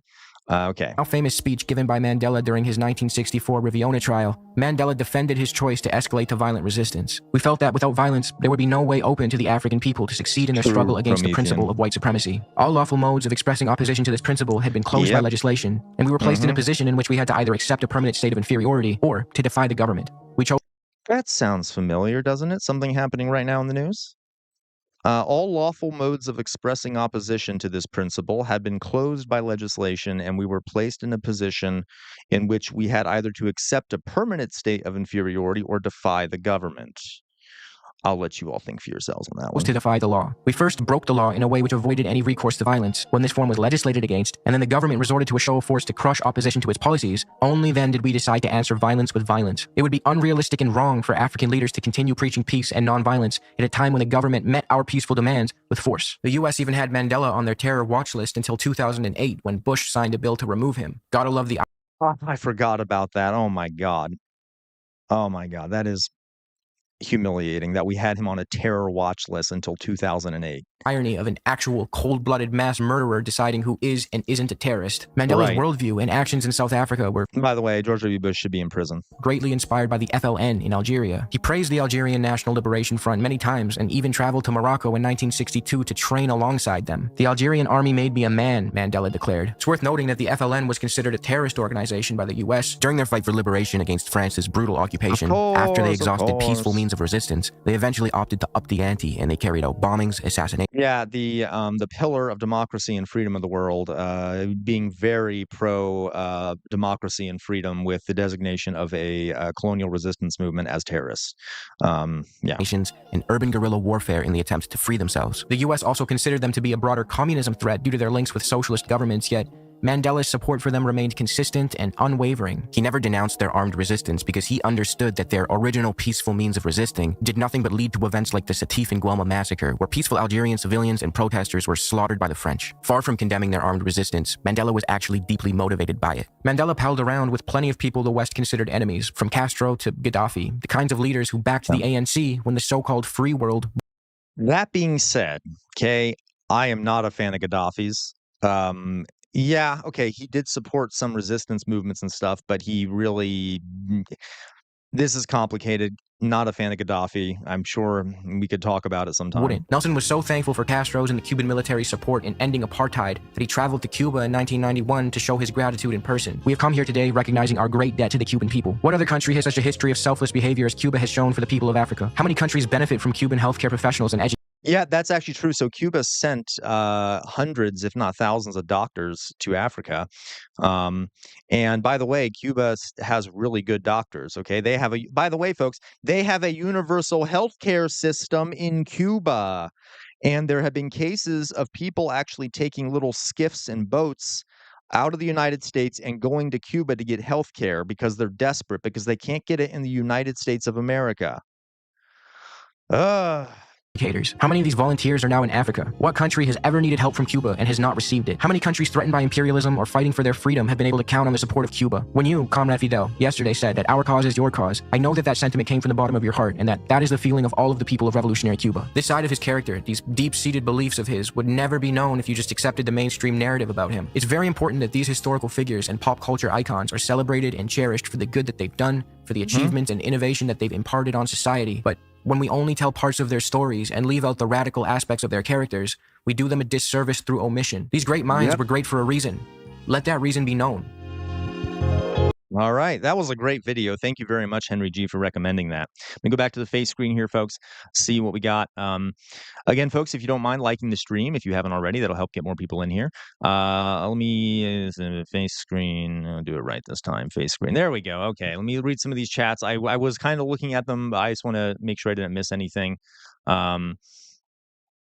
Okay. Jay Shadow says, if you can convince the lowest white man he's better than the best colored man, he won't notice you're picking his pocket. More wonderful Martin Luther King quotes there. Hell, give him somebody to look down on and he'll empty his pockets for you. Remember, folks, I told you about that one slave rebellion that was in South Carolina where poor white indentured servants and black African chattel slaves rose up together. And I was after that where we started seeing slavery racialized. Before that, it was based off religion and conquest. Okay. And then suddenly they start racializing it because they did not want white and black low-class people, but like slaves and such, working together. It was literally an attempt to divide them. Okay, let's see here. Lyndon B. Johnson here. Thanks, Evers. James Baldwin. Okay, call it democracy. Yep. Okay. Yep. Masters are fighting. Yep. Okay. Here we go. Oh, welcome back, Salmon Forest. Material conditions could determine human nature. Absolutely. There is also some genetic component to that, but yeah, you're right. Alan W. I wouldn't call Einstein anti-Zionist, but he saw flaws in the ideology very early on. That is very correct. Fox Emblem 1, capitalism is luck or lucky sperm. Even if you worked hard and struggle, you were more likely to fall. That's a really good point, Fox Emblem. Yeah, you're absolutely right. Gimpy G Gaming, kind of surprised Vonnegut was progressive. Harrison Bergeron feels like Ayn Rand, kind of. Yeah. Not a fan of Ayn Rand. Okay, Toya. I think I already said hi to you, Toya.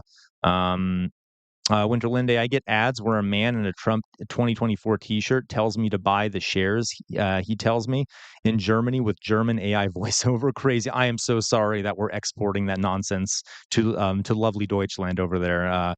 Winterlinde, really. Gimpy G Gaming. Wait, that commercial probably had a cure for muscular dystrophy. How do you feel about that, Gimpy Gaming? How do you feel having to watch all these attempts to link masculinity to muscularity and things like that? It's gross. It's very gross. Okay, it's very dehumanizing. Anyway, okay. Jay Shadow was muted for a bit. How do we get to Ethan? They just showed an image of Ethan Klein up at the top of a screen, H3H3. I don't know much about him, but I can tell here. Jay Shadow says too much, or I can tell here that I'm right that there is some stuff about him. Thank you, Alyssa. Yeah, you guys are watching. Well, the guy you're watching has a good videos. Okay, thank you. North Stars Radio channel. Okay. Okay, so Alan W. He's been attacking any pro-Palestine creator, mainly Hassan. Interesting. I'm glad. It'd be interesting to react to some of his stuff. Big Braden, H3 was pro-Palestine, but now I think he's anti everything that Hassan likes. Really, do they not? I know there was some drama there. I didn't literally look into it, folks, but does he just really not like Hassanabi? Toya, I don't know him, but it's something else to see someone falling into the rabbit hole down to Dante's Inferno. Yeah, that's accurate. Toya. Sakib, I already asked that one. Kimberly, yeah, definitely. By the way, Kimberly, Janine, Gian, sorry, Laura Ingram is heinous. Okay, Jay Shadow, I know, but I'm always shocked as how far they'll take their lies. Yep. Okay. Oh, you had to, moment, you had to analyze a letter for Birmingham Jail and AP Government. That's a great teacher there. That's a great way to teach that. Also, thoughts and prayers, always the wrong time to talk issues. 100% JK. Folks, especially as a teacher, I get so sick of whenever there's another massacre at a school of literally people will say it to me. Well, will send me messages of thoughts and prayers, or I'll see it online. I'm like, yeah, I don't think I need to talk more about that. You get what I'm saying. Elefunk, yeah, he has been brainwashed a lot. Promethean Rebel says 100%, but it's not just Fox News. Yeah, CNN, MSNBC, lots of the others too. Meow Zord, HBO's Succession was sort of cathartic and also incredibly terrifying. Yeah, it's a really good show. I will say people should watch it. Yep, you're right, Alan W. There was a peaceful protest by the Palestinians, and then they were met with gunshots. And that brings us to what we saw here. Okay. Toya. Did you guys know that in 2019, Bozo, I've not heard that nickname for him, but I'm going to use it from now on. Toya. Bolsonaro went to the U.S. and went to Bush's house without ever being invited. That is hilarious. I did not know that. Would you tell me, Toya? Was there someone there to greet him? Did he just kind of awkwardly stand outside? Okay. Yeah, you're right, Big Braden. Mandela is really cool. Okay. Gimpy Gaming, Democratic Party switched from protecting the weak from the powerful to the party who guards bureaucracy, very much largely Gimpy Gaming, and I would say I think they also guard the powerful. They are bribed by the wealthy and the powerful and things like that. So they're willing to, yeah. Okay. You're right. You're right, bro. Moment. Cuba's healthcare system is actually pretty good. It's very good. Their doctors are amazing, and they get exported all over the world to help people. Ella Funk, yeah, Michael Moore in the movie Sicko includes him taking people to Cuba for healthcare, 100%. I just imagine that, folks, an island, a not very large island in the Caribbean, not exactly the wealthiest island anywhere, has a better healthcare system, or at least provides universal healthcare to all of its people. And I want to point out that we are the wealthiest country in human history, and for some reason we can't manage that. Okay. Sam Forrest, Gaddafi supported the IRA in Ireland. Yeah, he did. Vonnegut was thoughtful, even with Harrison Burgion. I have to look more into that. The folks who are talking about Vonnegut, I like his books and stuff. I'll have to look more into what you're talking about. Don't. Okay, I won't. I mean, maybe we'll talk about it. But Jay Shao says, don't react to anything H3. He's copyright strike people. Okay, Jay Shadow. Thank you for telling me that. Alan W. They had a show together after OCT 7th. Hassan tried to have a conversation with him about why Hamas did what they did, caused a falling out, and Ethan's lost his mind since then. Gotta love the drama. I don't think I'd Alyssa says, I don't think I'd consider Ethan ever pro-Palestine. Yeah. Okay. Yeah. In regards to Elefunk, in regards to H3 and Hassan, they have a falling out after October 7th, and it devolved into a personal vendetta. It's complicated by the fact that Ethan's wife was in the IDF, and rode along on a raid. Yeah, that I can see why this is a complicated issue. That is, oof. Okay, hey, Gimpy G Gaming. Okay, fair. I'm not going to comment on that just because I don't know enough about that topic. Big Braden, Alyssa, I think it used to be. I feel like all he wants to do now though is go left after left-wing people who don't hate Islam. That's very possible. Okay, Alyssa, Big Braden, he always gave. It's sad about Palestinians, but Hamas shouldn't have done October 7th.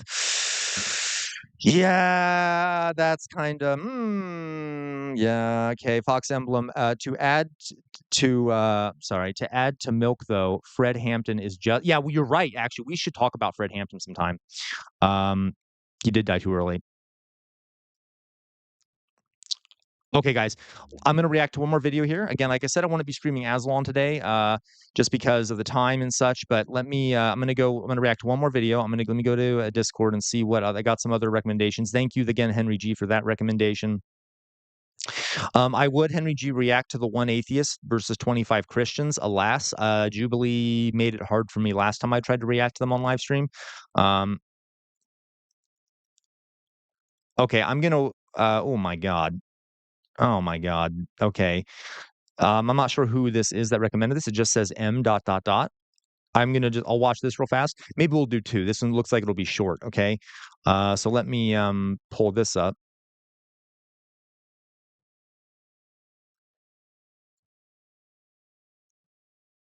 Okay. All right. So let me go over here. This is I guess a short. Oh God, I'm already annoyed. Okay, so let me make sure the sound is working here. Again, this will probably be a short one, so I'll do one more after this, or maybe a couple more if they're short. Let me see. Live stream here. Audio output gaps. All right. Okay, here we go. Again, thank you for whoever recommended this. I think M dot dot dot was the name I saw. Who is that in chat? Just so I know, I can thank you for recommending this. Just for that purpose here. Okay, there it is. All right. You guys can't see it. Don't worry. I'll fix it here. Okay. The previous video, who was the previous video creator, folks? I've already forgotten. I'm sorry. Can you see the screen here? Can you see the screen? Yeah. Women are the kind. Okay. So let's take a look at what this guy says. It says down here, Christian nationalist pastor says women are the kind of people that people come out of. What? Okay. Let's find out. Okay. Kind of people that people come out of. So you just think they're meant to have babies? That's it. They're just a vessel. No, it doesn't take any talent to simply reproduce biologically. Let's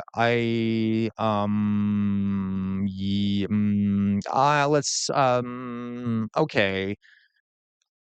Let's see what else he says. I don't even know what to say to that. I feel like it would just be, it's like such an obvious bullshit. Let's see what else. The wife and mother, who is the chief executive of the home, is entrusted with 3 or 4 or 5 eternal souls. I'm here as a working journalist, and I'm a mom of 3. Good for you. Is that an issue? No, no, it's not automatically an issue. Christchurch senior pastor Doug Wilson is the leader of a Christian nationalist movement that believes in a patriarchal society where men are dominant and women are expected to submit to their husbands. Josh and Amy Prince.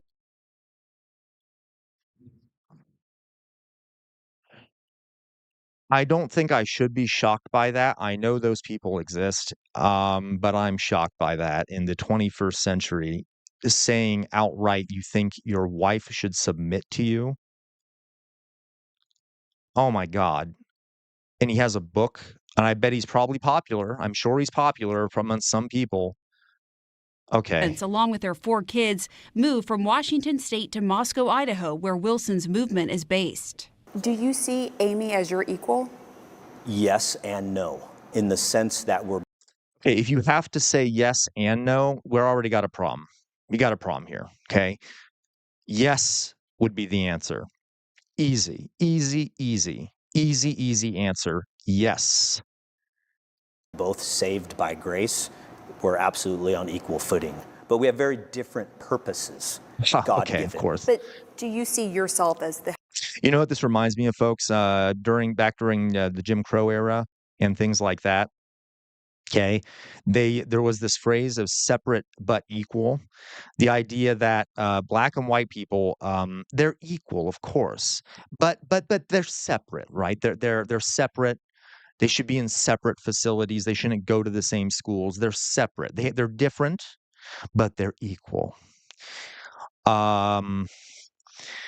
You can see the flaw in that argument. head of the household as the man? He is the head of our household. Yes.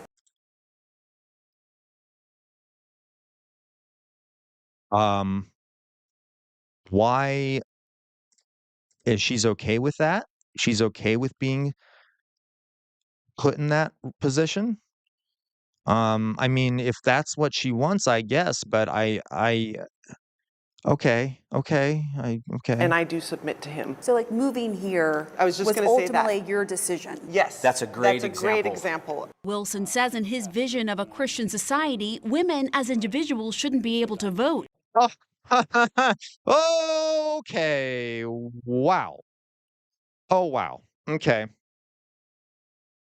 Yeah, okay. Women shouldn't be able to vote. Okay. Yeah, that's great. Okay. Oof. His fellow pastors Jared Longshore and Toby Sumter agree. In my ideal society, we would vote as households. I would ordinarily be the one that would cast the vote, but I would cast the vote having discussed it with... having discussed it with my household. Yeah, I'm sure you would take their opinions deeply into consideration when you do that, huh? Yeah, sure. Yep. Mm-hmm. Yeah. Geez, how considerate of you. My God. Okay. I'm sorry, folks. I'm having trouble giving commentary to this. It's really quite shocking to me. I don't know why this is so shocking to me. I mean, understandably, it's shocking. But like just the bluntness of these people. Are you kidding me? With my household. But what if your wife doesn't want to vote for the same person as you? Right. Well, then that's a great opportunity for a good discussion. There are some who... Good discussion, but okay. have gone so far as to say that they want the 19th Amendment repealed. I would support that. Oh, God, please. Oh, grant me grace, God. Oh, Jesus Christ. Okay. Oh, making an atheist pray. Okay. Okay. All the struggle that went into getting that amendment passed, all the sacrifice that women made, and by the way, some men did too, to get that amendment passed. Anyway, that's really gross. Okay. And I'd support it on the basis that the atomization that comes with our current system is not good for humans. And Wilson, a veteran himself, is... I mean, I'm sorry, aren't women humans? Am I missing something here? Aren't women human beings? I feel like it's not good for women, and they're who are humans. I mean, am I crazy? Unapologetic about his view that women shouldn't be in certain leadership or combat roles. Looking at the leadership page for Christ Church, it's all men. Yeah, ask Queen Elizabeth II, often called the Great of England, about that. Ask Queen Victoria of Russia. We could list tons of people who, I mean, obviously, I'm a socialist. I don't agree with a lot of what those folks did, but my point is, very effective leaders of their countries, oftentimes much better than men. I'm just saying, I don't like saying women shouldn't be in leadership roles. Is not only obviously misogynistic, sexist, all those other isms, is also just moronic. Because don't you want the best leader in charge of your country? Sometimes it's a woman. I mean, that's the way it works. Okay. Do you accept women in leadership roles in the church and government? In the church, no. Why? Because the Bible says not to. Well, that's not what... Yeah, no. By the way, the same thing in the Catholic Church. They don't let women be priests and stuff like that. The only, even though in the early church they were, it was largely an issue of property. That's why the church got rid of it. But because when a female clergywoman would pass away, her property would go to her husband and not to the church. So they weren't a big fan of that. Okay. Whew. What happens in the Bible? Women do lead all the time. Progressive faith leader Reverend Jennifer Butler is concerned about Wilson's growing influence. I gotta say, Winterlinde made a good comment here. Winterlinde, Angela Merkel, Ursula von der Leyen. Wait, the U.S. still hasn't had that. Yeah, you're right, Winterlinde. As a matter of fact, there are countries in the Islamic world. We all know how people are always saying that Muslims, hate women or whatever the other nonsense people say.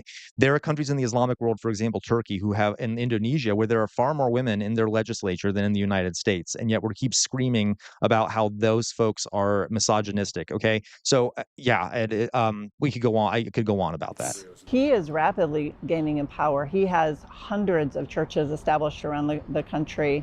They actually literally want to take over towns and cities, and they have access to this administration. Wilson's highest level connection to the administration is Defense Secretary Pete Hegseth. It's not organizationally tied to us, but it's the kind of thing we love to see. For his part, Hegseth has publicly praised Wilson. Now we're standing on the shoulders of a generation later. And didn't Hegseth make a comment about women in the military? As I recall, he said something about women in the military. I can't remember exactly what it was. So I mean, I guess this kind of goes along with the people he is promoting. Okay. The Doug Wilsons and the others. Women are the kind of people that people come out of. Alyssa, jump scare. So you just think they're meant to have babies. That's it. Did I restart it? I'm sorry. Let's go back. Wilson's highest level connection to the administration is Defense Secretary Pete Hegseth. It's not organizationally tied to us, but it's the kind of thing we love to see. For his part, Hegseth has publicly praised Wilson. Now we're standing on the shoulders of a generation later. The Doug Wilsons and the others. Women. Okay, that was that video. Oh my God. Okay. They're so they're just saying it. They're just saying it. I mean, oh God, women are human beings. I mean, you all know this. Do I need to say this? Women are human beings. They deserve equal rights. Obviously. They're not chattel to be owned by a man. They're not just baby making machines like the Nazis viewed them to be. They're people. Who would have thought? Shocking revelation there. Holy shit. Okay. Oh, God. Yeah, you're right, Henry G. The president of Mexico is a woman and has very high approval, is a very competent leader. I mean, I feel like I don't even need to defend this. It's so obvious. Like, okay. Yeah, you're right, JK. He thinks the U.S. should be a theocracy. He stated it in his goal, right? And by the way, a lot of these folks are the same folks who will down talk Iran and be like, oh, well, they're an Islamic theocracy, while they are openly promoting a theocratic state in the United States. They're the American Taliban. Let's just be honest about it. 100% American Taliban. Is that so, Luke? Do you live in Idaho, Luke? Maybe I was. That's pretty normal to hear. Are you serious? I know I'm acting like I'm kind of naive at this point, but maybe I am a bit naive. I never hear that. But I mean, I know it exists in the United States. Trust me, I know. But the open talk like that? Oh my God. Okay. All right, folks. I'm gonna see. We'll react to one more here, or maybe a couple more. We'll see how long the next reactions are. Holy shit. Okay. God, I need some alcohol.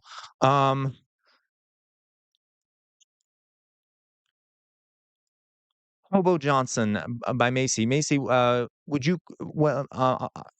Is this a song? I'm gonna open it up. I'll see what it is, and then I'll see if we react to it. Oh, it's a song. Oop. Okay, Macy, I'm gonna hold off on that. I was actually planning to do a stream where I actually react to music at some point. So as much as I can with copyright. So let me.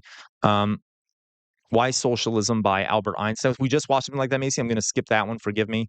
Okay. Oh, I like the look of this one.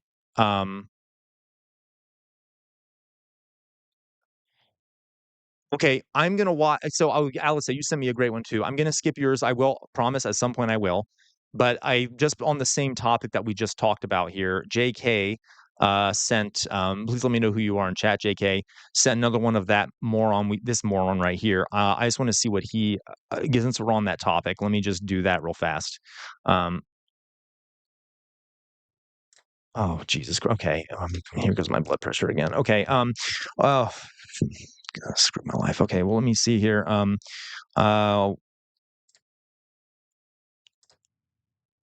Okay. So this is that same human, I guess he's a human, talking about, the name of this is Inside One Pastor's Crusade for Christian Domination in the Age of Donald Trump. And by the way, we've seen a massive explosion of Christian nationalism with Donald Trump. A lot of the policies they're promoting are absolutely explicitly Christian nationalist. And I maybe I just don't live in a place where I experience that much. I'd absolutely know it exists, but it is so shocking just to hear it coming out of people's mouth. Okay. All right. Okay, folks, let's see how this goes. Okay,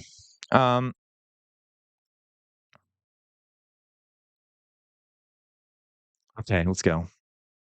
Oh, accidentally muted it. Here we go. Part of the Communion of Reformed Evangelical Churches, and its aim is global Christian domination under a strict interpretation of the Bible. Alyssa? CNN's Pamela Brown went to Moscow, Idaho to meet the controversial pastor behind it. Oh, is this the same interview, folks? Christchurch senior pastor Doug Wilson makes no apologies for his beliefs on God and country. I'd like to see the town be a Christian town. I'd like to see the state be a Christian state. I'd like to see the nation be a Christian nation. And I'd like to see the world be a Christian world. And now,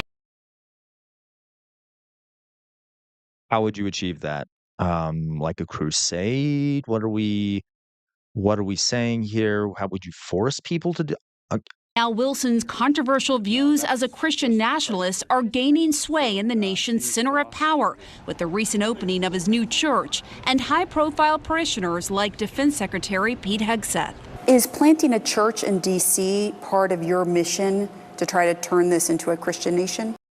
Okay, so I've got it. Alyssa said, welcome to the red pill, CR. Honest question, do we think I haven't seen this stuff because I'm a gay man and like that kind of content, I'm not exposed to it as much? Because I like I said, I know this stuff exists. I've never I don't see this stuff often. Like I don't see people talking. I know that there's the red pill stuff that happens. Is this like kind of standard out there on the internet for straight men who are anyway, right, Elliot? Why don't we just move to okay, absolutely. I mean, all right. I am not Macy. I'm not from somewhere rural. I am from an urban area. So maybe that's part of it. I have mainly only lived in urban areas, so that would make sense. Is it more of a Gen Z thing? Okay, I really was just trying to clarify. Consider myself lucky. Okay. Oh God. All right. Yes. So every society is theocratic. The only question. 100% no. As a matter of fact, the United States was founded on the principle of separation of church and state. Okay, that was one of the Thomas Jefferson, not a great guy, but famously said, "There shall ever be a wall of separation before church and state." It's supposed to be founded as a secular nation, open to anyone of any religious group. Obviously. I hate that talking point. Okay. Oh, geez. Okay. Let's go. Is who's Theo? In a secular democracy, it would be demos, the people. In a Christian republic, it'd be Christ. Well, what would you say to someone watching this to say, look, I'm a Muslim. Who are you to say your worldview is better than... I like this journalist here. She's asking very pointed questions, not letting him get away with some stuff. So mine, that your God is better than mine. Well, if I went to Saudi Arabia, I would fully expect to live under their God's rules. But you said earlier that you want this to be a Christian world. Yes. So you want to supplant their religion with your Christian. Yes, by peaceful means, by sharing the gospel. Is that so, Jay Shadow? Jay Shadow says, dude, I'm a straight cis white male in my 30s who loves hunting and fishing in rural Missouri, and my algorithm always pushed right-wing, red pill Christian nationalist propaganda. Oh my God. Oh, Jesus Christ. Okay. I mean, I know that the algorithm and stuff is being pushed towards oh my God. Okay. No wonder. Okay. A lot of work yet to do. I believe that we are working our little corner of the vineyard. Wilson's Little Corner, a picturesque campus nestled on the outskirts of downtown Moscow, Idaho, is growing by the day with thousands of like-minded Christians. Parishioners of his church, known as Kirkers, own and operate several businesses downtown, next to liberal college town stores. If it's true, Why did he yell boo? It's because it's because of me. because of you. Yeah. Well, there you go. Oh my God! Sorry, Jay Shadow has some. I'm very fascinated with Jay Shadow. What Jay Shadow is saying here. You too, Tiago. You've also gotten that pushed on you. Jay Shadow, present tense. Still to this day, no matter how much I follow left-wing creators, I hardly ever find lefties or leftist content just scrolling. I have to search it out. Oh my God! I mean, I know the algorithms are cursed and stuff, but is that so, Sammy Lammy? Even though you're a lesbian and you're socialist and your algorithm does the same, I don't see this sort of stuff. Jay Shadow, right. When people say you're in a bubble, obviously not. Okay. Okay. All right. I'm so sorry for my straight cis white friends. And I guess apparently my lesbian socialist friends out there that you get exposed to this absolute batshit crazy nonsense all the time. That's a regular day for you. That's not unusual. A big focus of his Christian movement is on a patriarchal society where men are. I'm surprised he's willing to let her even speak to him, and he's even making eye contact and letting, doesn't he probably view her as, second-class citizen? She shouldn't have a thought to her own, just smile, just stand there, like, why are you so down? You should smile. Like, well, don't think about it too much, honey. That kind of shit. Like, are dominant and women are expected to submit to their husbands. Women are the kind of people that people come out of. So you just think they're meant to have babies. That's it. They're just a vessel. No, it doesn't take any talent to simply reproduce biologically. The wife and again, folks, when I was in college, I had the opportunity to be hooked up to a machine that simulated what it was like to go through labor, and they only cranked it up to 50%, and I was like a crying baby at that point. So, forgive me, but women who do give birth, it's not just like, oh, it doesn't take any effort. It takes effort. It takes a lot of effort. Let's not downplay that. Who is the chief executive of the home is entrusted with 3 or 4 or 5 eternal souls. I'm here as a working journalist, and I'm a mom of 3. Good for you. Is that an issue for you? No, it's not automatically an issue. Josh and Amy Prince, along with their 4 kids, moved here from Washington State. I'm going to go ahead. We did see this already. I'm going to go ahead to see if we can get past it. Who have gone so far as to say that they want the 19th Amendment repealed. I would support. Oh God, it's all men. Do you accept? Take over towns and cities, and they have access to this administration. Wilson is part of a broader Christian nationalist movement making inroads with the Trump administration, with a newly created faith office led by evangelical pastor Paula White Cain, and people seen right outside the White House entrance praying and speaking in tongues. We are standing on the soil of the White House, and we are declaring. Yeah, so folks, if there's any evangelical Christians in chat, don't get me wrong. I've seen this footage before when they, these folks stand in a circle and do this. It just is a real, it creeps me out. Your word. How precious. And now there's a monthly prayer service at the Pentagon, initiated by Hegseth, Wilson's highest level connection to the administration. It's not organizationally tied to us, but it's the kind of thing we love to see. For his part, Hegseth has publicly praised Wilson. Now we're standing on the shoulders of a generation later. The Doug Wilsons and the others. Wilson's influence spans the globe with more than 150 churches. If anyone's interested, there's a great documentary. I believe it's on Netflix called The Family.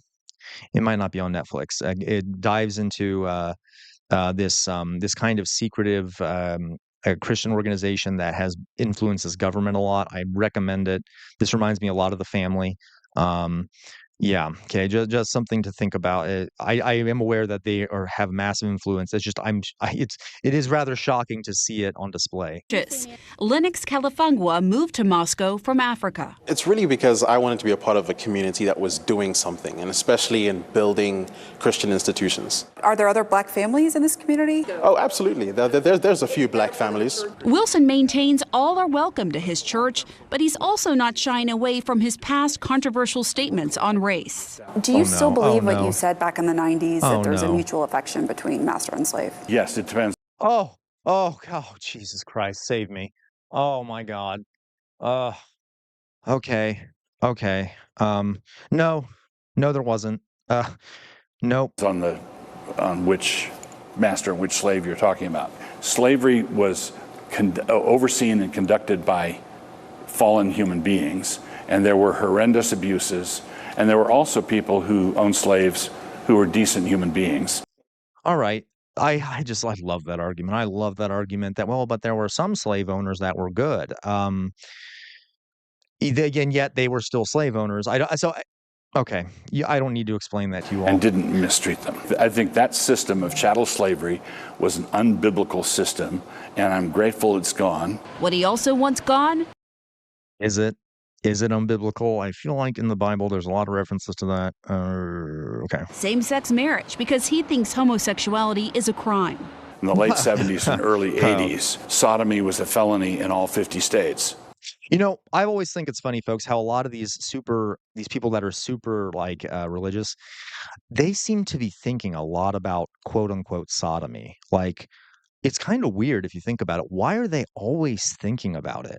Right? Like, it's like, dude, just like chill. Like, why are you always thinking about sodomy? Why are you so obsessed with what gay people do in a bedroom? Like, is that on your mind a lot, brother? Like, because it seems like you're thinking about that quite a lot. Seems like you're thinking about trans people a lot, thinking about people's private parts a lot. Kind of weird. I don't know. Okay. Yeah, exactly, Macy Shorty. Maybe wanting what they can't have. It's just kind of weird. Like, I'm a gay man and I don't go around thinking about sodomy all the time. But these people love thinking about that stuff. Apparently, they're obsessed with it. They make a whole political movement out of it. Okay. Yeah, Luke, someone needs to check out his search history. I totally agree. That America of that day was not a totalitarian hellhole. So you would like America to go back to that? Right. The age of slavery was not a totalitarian hellhole. Okay.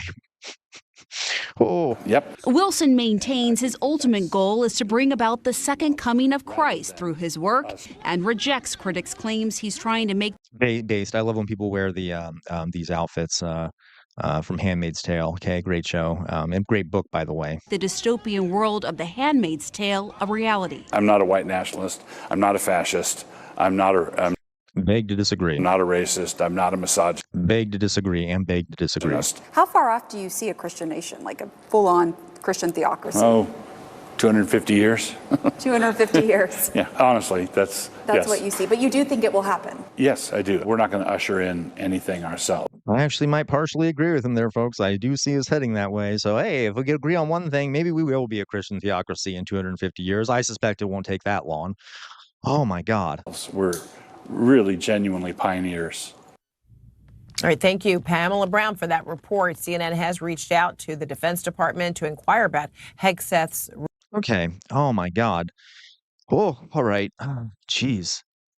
Yeah, right, Meowzord. Okay. Guys, you have a lot of good comments here in chat. Oh, Jesus Christ. Yeah, Tiago, the Christians in my life do not think that way. I will say that. Okay, you're right. As a Christian, this breaks my heart. People use God and religion for hate. Yeah. Mm-hmm. JK, you should look up studies about misogyny in young men. Went way up in the last 5 years. I have heard about that, JK. I know like a lot of Gen Zers very misogynistic because of the content online and stuff. Now sort of Botox Christ-like, right? Jay Shadow, that is so interesting to me.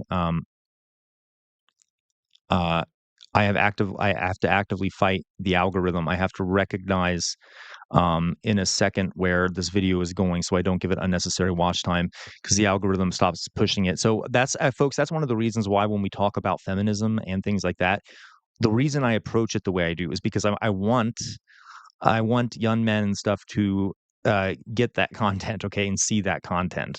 So you'll notice a lot of times when I talk about feminism, I almost immediately pivot to why it's good for men. It's not because I think that women are not oppressed, okay, at all, but I know that a lot of men and stuff they only see the negative content about feminism and things like that. It's part of the prop. I guess it is kind of a Edward Bernays thing I'm doing there, but yeah. Um, Elefunkel, funny thing is, a lot of the leftist content on this platform is often direct critique of right-wing propaganda. So people that say we are in an echo chamber doesn't understand what that even means. That's true. Oh gosh. Yeah, the whole master slave bit, insane. Oh, okay. Jonas, welcome back to chat, Jonas. Yeah, I bet this guy does still believe in phrenology. As a matter of fact, folks, in the comments on some of my YouTube videos, I've been getting fascists come into them and make comments like they'll say like phrenology check on my videos and stuff. Yeah. So he probably does believe in phrenology. Yeah, agreed. Death died today. Real spicy take you got there. Death died today. Real shocking, right? That you think that the whole idea of owning a person contradicts the idea of being a good person. I don't know about that. Death died today. Yeah, of course, right? Of course, death. Yeah, it's insane that this guy's trying to justify that. Wanting what? Yeah, okay. Yeah, exactly. Meow's Lord, exactly. I saw a pastor say something anti-gay on Twitter, and the guy tweeted daily about gay marriage. Again, it's really weird how a lot of these folks, that's all they want to think about. They all want to think about sodomy. They all want to think about what gay people are doing, or trans people, or lesbians, or non-binary people. It's like, but man, like, don't you take time to think about what you want to eat? Like, do you take time to think about like, oh, what's my local sports team doing? It's like you just have these things on your mind all the time. I don't know. I don't know what it says. It says something about them. Yeah, he did. He did say the same thing, Wilson. Okay. If you're talking about okay. Um, Salmon Forest, yeah, capitalism is anti-Christian because greed is a sin. There's a famous scene in the Bible, folks, where Jesus goes to the temple, and there are these there's all these money changers and stuff, and he overturns the tables, okay, in an act of what today would be called violent resistance. He overturns the money changing tables because he doesn't think that money should. Yeah, so 100%. Luke, and by the way, something else Jesus said, again, I'm an atheist, but I'm just, it's true. He basically said it's easier for a rich man to get into heaven than it is for a camel to go through the eye of a needle. I mean, pretty blunt, okay? Luke, Idaho had a neo-Nazi. I do know about that, Luke. Yeah, Idaho had a neo-Nazi compound for Aryan nations, probably around the time that he became a pastor. He might be very familiar with that compound. Ella Funk, when people say we can't judge people by the standards of our time, yes, we absolutely can. It's called progress, and that's how we know we are moving towards a better, less oppressive society. Couldn't agree with you more, Ella Funk. Wendy, hi, hey, welcome back, Wendy. Great to see you here. Hi, this type of people trigger me. Politics and religion, I swear. I'm a live and let live believer. Stay out of my life. 100%, Wendy. 100%. Okay. Like, I don't care if people are religious. Please just don't force it on other people, and think critically always. Okay. I have not, Macy. Have I not seen the Red Pill Hank Hill episode? No, but that sounds funny. You should put it in the recommendations thing. Okay. Wendy, I didn't know you were 70. Okay, Wendy, I'm 70. I lived as a teen /20, as in my 20s into the 1970s when women were still fighting for their rights. Can you believe, Wendy, that like what these people are doing now? I mean, uh, all the sacrifice and stuff that was made to make those gains just being thrown to the wind. Um, uh, uh, Oh, Samuel Amy, I don't think you finished that message. You said, Samuel Amy, this is kind of old news, but the Vice primer. Oh, the Vice primer. Okay, yeah, we could look into that. That'd be interesting. I like some Vice videos. Henry G, like, is this this is like Sharia law. Yeah, yeah, okay.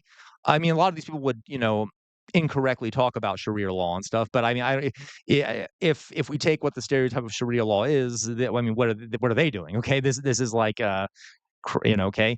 Yeah, Macy, Jesus did flip tables. He did. He in the Bible, he flipped a bunch of money changing tables outside the temple, in rage that people were trying to profit off this temple. Um, Louise, yeah, they're definitely still fighting for it. Yeah, Tiago. I'll check that out. Pastor Paul Dries. Okay, yeah, really cool and a really good guy. Gladly.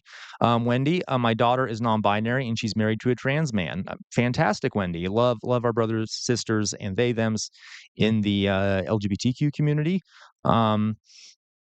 By the way, Wendy, I'm not trying to stereotype here, but I have met very few 70-year-olds that have such open minds as you. It's just the nature of the decades we grow up in. So I'm, really good for you, and things like that. Okay, just throwing that out there. I know I'm stereotyping, but thank you for that, for keeping an open mind and such. Winterlinde, don't force it on me. Exactly what they say. Yep, exactly. Don't force it on me. Don't force you're being gay on my children or whatever. Okay, no one's forcing it on your children. No, people just want to live. They're human beings. Sammy Lammy, this kind of news now, but the vice prime minister of Sweden, Ebba Busch, said that. Oh, this is what you meant to say. Ebba Busch said that Israel is doing the world a favor trying to eliminate Hamas. That's disgusting, Sammy Lammy. I'm sorry to hear that. I'm sorry to hear that Ebba Busch said that. Yep. Yep. Okay. I wonder if Ebba Busch thinks it's a favor that they're murdering children and grandmothers in their so-called effort to eliminate Hamas, which is really just an excuse for ethnic cleansing. Yeah, Tiago, he does. Yeah, of course, Wendy. Are you serious? Yeah, you're right, Yona. Okay. Oh, if that's true, Macy. I was gonna stop after this, but if that's true, I'm gonna go to it. Before I do that, Jonas Hassan, when I found out women were dying because they couldn't get an abortion, I was baffled. Correct, Jonas. The most advanced nation in the world. Correct. And by the way, being pro-life is simply a way of saying I'm not saying you're pro-life. It's a way of saying I'm pro-women dying. Just to be honest with you. Yeah, okay. So let me that is fascinating, Macy. Let me see if I can find that real fast because if it's live, we can watch that for a little bit.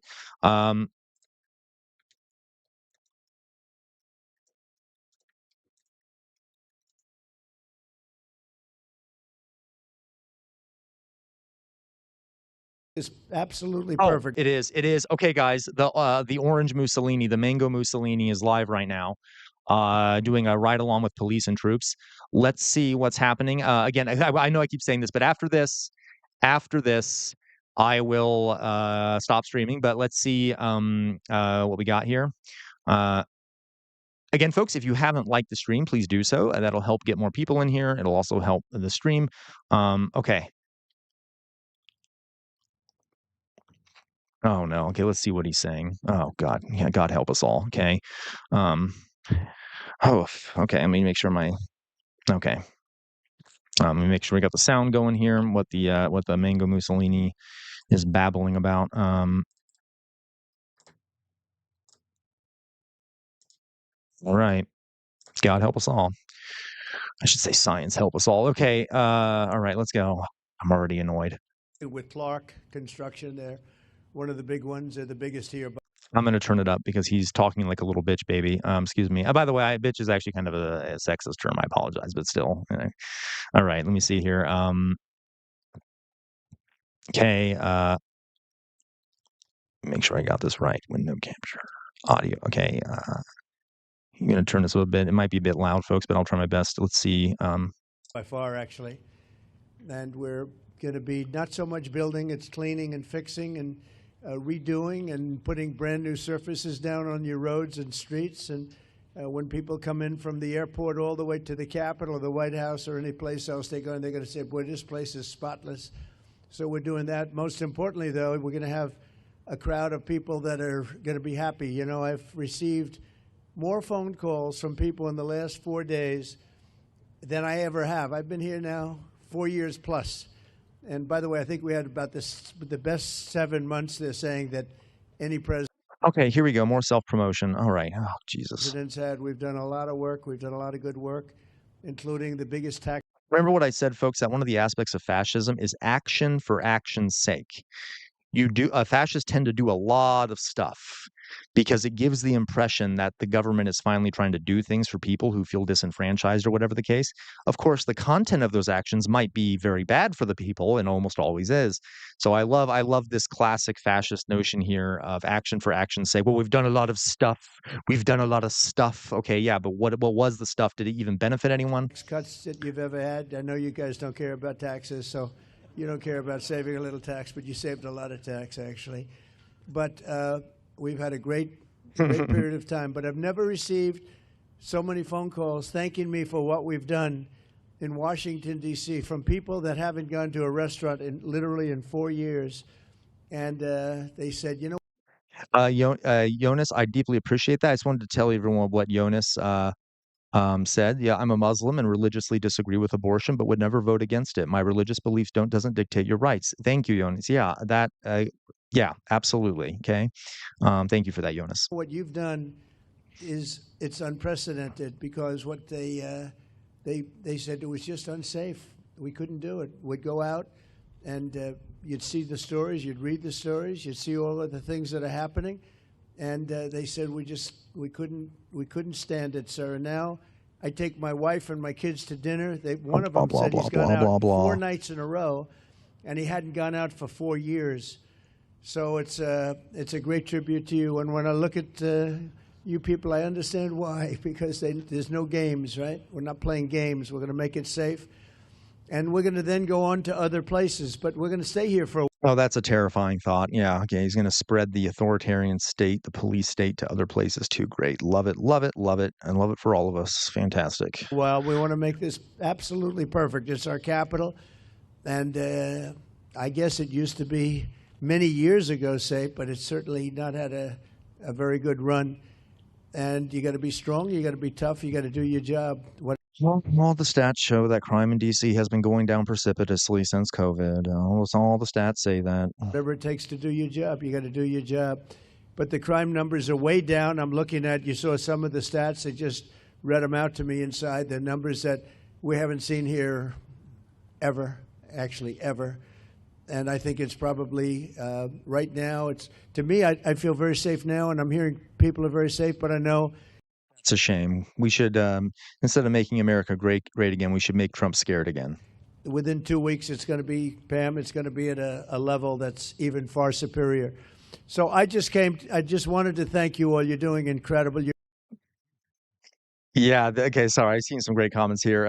Jonas, I feel like Donald Trump always gives a little head bobble when he's finished spouting. Yeah, he does. He does this his body slightly turns and then his head turns 100%. It's a dead giveaway. Alan W. I've been saying he's going to do this in New York once Zoran wins. Ooh, would not be surprised. Yeah, I would not be surprised. That's a terrifying thought. Yeah. Okay. Okay, the stats were read. Yeah, exactly. The stats were read out to him, apparently. The stats were read. Well, of course they were read out to him, Winterlinde. He doesn't read. Okay, yeah, he definitely doesn't. Yeah, okay, here we go. You're incredible people. You make the country run, frankly. You make the whole place run. We're going to have the best capital ever. We're going to have it's going to look better than it ever did. Even at the White House, I'm building a ballroom. They've been after a ballroom Palace for of Versailles. 150 years, but they never had a real estate guy as a president. You know, I've done a lot of ballrooms, and we're going to make this one. Real estate guy that bankrupted multiple companies. The best of them all, but we're doing a real job. As far as the country's concerned. Love that pink poop, Wendy. We're respected again. We had a country that was laughed at a year ago. They thought they couldn't understand what was happening. And it's about leadership, but we had a country that was a dead country in many ways. I went to Saudi Arabia, I went to Qatar, I went to UAE. We came back with $5.1 trillion of investment in this country, and we're over $17 trillion. Now, a lot of you don't know what that means, and I think we I mean, we understand English. We know what that means. I don't know. I don't think a lot of you know what that means. I mean, I think he's telling on himself. He probably doesn't understand what that means. Nobody knows what it means because it's never happened before. In 5 months. Yeah, Alan, you're right. I think you also mentioned something earlier, Alan. I think I didn't read it, but you said you can easily disprove his claims. Restaurants in D.C. have long been losing money since the start of the National Guard occupation. Oh, I wonder why then.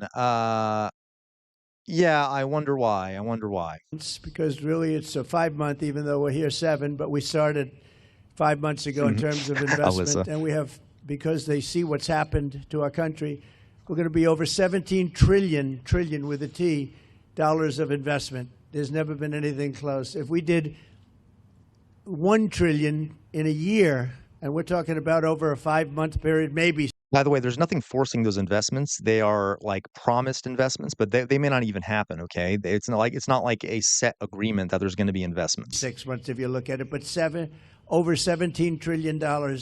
We're building plants, auto plants, AI plants, all sorts of plants all over the country. I'm giving them the right. Lee Zeldin's done a fantastic job.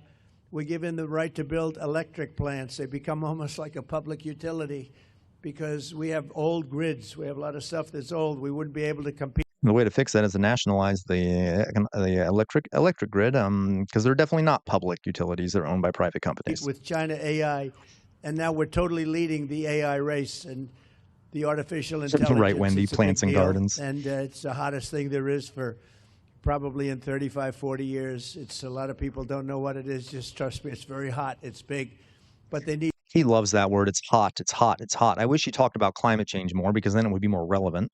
But it's hot. We're the hottest country. It's so hot. Yeah, he's probably just hot a lot of the time because he is a bit overweight and has trouble anyway regulating his heat. Anyway, need massive amounts of electricity. They need more electricity than we have right now in the whole country, servicing everything. In other words, we have to at least double it up to be competitive and to be leading.